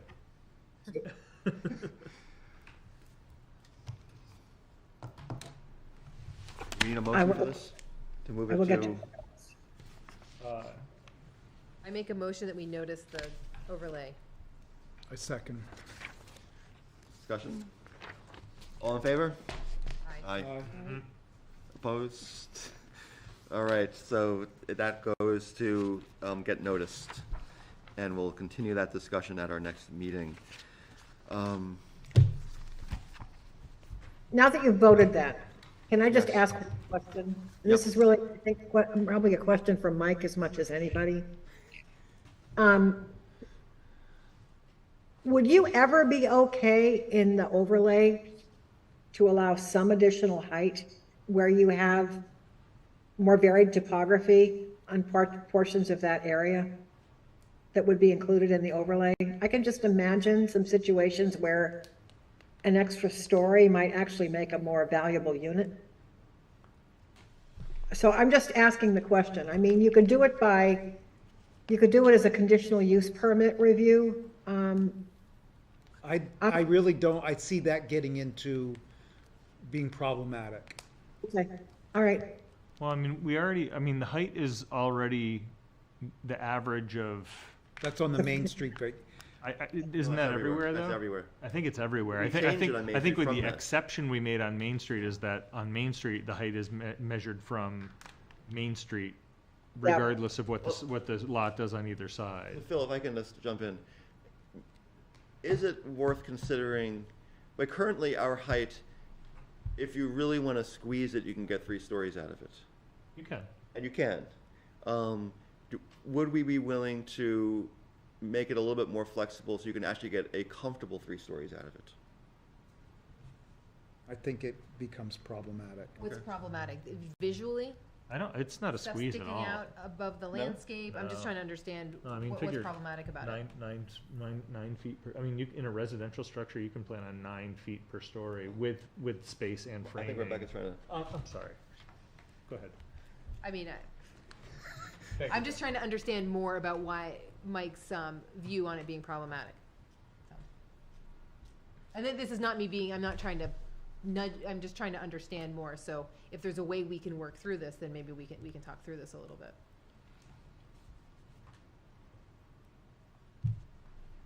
I mean, I think with 2 stories and a dormer, you've got 3. But you can do 3 full stories under, I mean, even if you plan on, 2 feet of foundation plus 9 feet per each story, you're at 29 feet for 3 stories. Because you're only going to the bottom of the roof. It's top of inhabited space. So I guess So, so I if you mean, can do it with 35. A dormer, like if you go, because it's top of inhabited space and then you can do roof on top of that, the roof can be higher than 35 feet. Right. So I always like to think about the what if situations. You could have, well, no, maybe not. I was thinking some places they define like halfway up the midpoint of the roof. ridge, yeah. Midpoint of roof to ridge. So if you have a 35-foot height requirement, you could build a 70-foot tall A-frame. Well. You could. I suppose you could. I can't do that math like that, but I I'm just mean, saying, you could. going to the midpoint of a gable roof does give you more height. But you then get the advantages of a full upper story. If you build it right and you've got the average of 35, which we've made that change. No, that was pre-existing. Yeah. The only place we made a change was on Main Street, so it would not be that. Okay. Right. So I think it would be problematic to change the roof height. I think, What's problematic? I mean, I'm just trying to understand your thinking here. What do you think is it visual, how tall the building is, how it sits within the forest, within the landscape?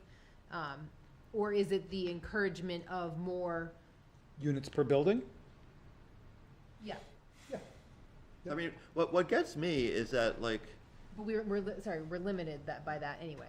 we have thank you, yes, true. And we have a 35-foot blanket limit everywhere, which just seems strange in some ways, with all the different types of uses and structures we have going up, that we'd have the same height limit everywhere. Not to say, like, in this area where we have this type of use and structure, we're going to have this height limit versus over here allowing something different. And I don't know how high that should be. But we also have mutual aid, and sometimes our trucks are going to a different town. So you're assuming it's fire protection? That's It's not part always the of it. I case. think It those days could are- be. I And then we may get Camptons, or we may get Hebrons, or we may get wherever. And they don't have the same apparatus that we do. And it is, I'd be willing to ask the fire department if they were concerned about going above 35. I think there was that concern before the university bought a ladder truck to fight fires on their so tall if that buildings. truck is somewhere else already, and then we've got buildings starting to pop up all over the You place. could make the same case, like if there's a fire over here and everybody's over there and you've got another one over there, what do you do? Like, So it sounds like to me that maybe 35 feet is the limit for now. For now. Yes. I don't that think it's this is- bad. That's fine. Yeah. And I'm not trying to complicate things. No, I just, I just think that, yeah, The flat number just seems kind of like, it's a bit arbitrary, and I think we could put a little more intention behind it and try and because I'm trying to understand where you're coming from to I see. appreciate like, that. Is this something that, why 35? 35 feet, I think, was created for a reason at some point in time, because you see towns all over New Hampshire, or maybe beyond. yeah, I think it is fire prevention in large part. Yeah, but I feel like that no longer holds true to why, it's kind of a carryover to the golden years or something. But yeah, anyway, And so in I fact, think we can, a lot of pre-zoning architecture in downtowns is over 35 feet True. in those same towns, including ours. Hotels, whatnot. I think too, we're in a mountainous state and people enjoy the mountains. And they look around and they can still see the mountains above these 35-foot buildings. You start going above that and it start infringing upon that view.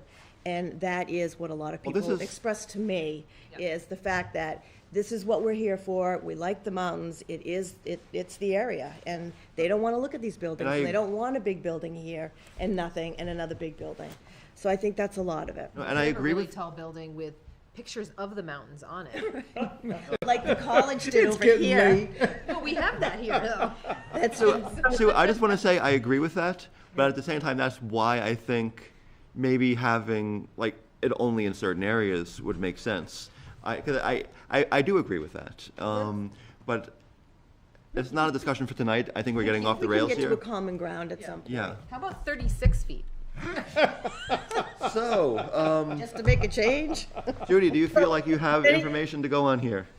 it's any consolation, in portions of Cape Cod, the height is 30 feet. And every time anyone suggests increasing it, World War III is on the verge of erupting. Because the concern there is not a view of a mountain, it's a view of the water, Yeah. which is worth many millions of dollars. Well, you So can I see don't- higher over the mountains than you can down to the water. I can see why it's different. Yeah. No, I'm fine. I think I have direction, and I All right. appreciate it. I wasn't trying to complicate things. I just wanted to understand. Okay, Thank you, Judy. thank you. Right. We All do a right. good enough job And I- complicating things on our end. All right. Thank you, Judy. Thank you, Judy. Nobody now. liked my 70-foot A-frame example? Oh, Phil. Thank you. That would infringe Right. upon the view, I think. Maybe with like turquoise roof, metal. So, unfinished business. So I've got this speech somewhere. No way. I'm like, motion to adjourn. Haven't you said enough tonight? Please. Is there any unfinished business from anyone? All right, are there public comments? You guys have the longest meeting. Not usually. That's why we try to keep them fun. All right, You have great discussions, thanks. thank you. Thank you for being Thank here. you. Thank you, Since Maggie. these are drafts, I assume I need to leave them. No, you can, They're public documents. Yeah. Take minutes too if you want. There's minutes from our last meetings if you really want to read them. Okay, I can look those up online, right? you can. Motion to adjourn? Second. All in favor? Aye. Aye. Aye. I won't even say no to that tonight. Have a good night, we are adjourned.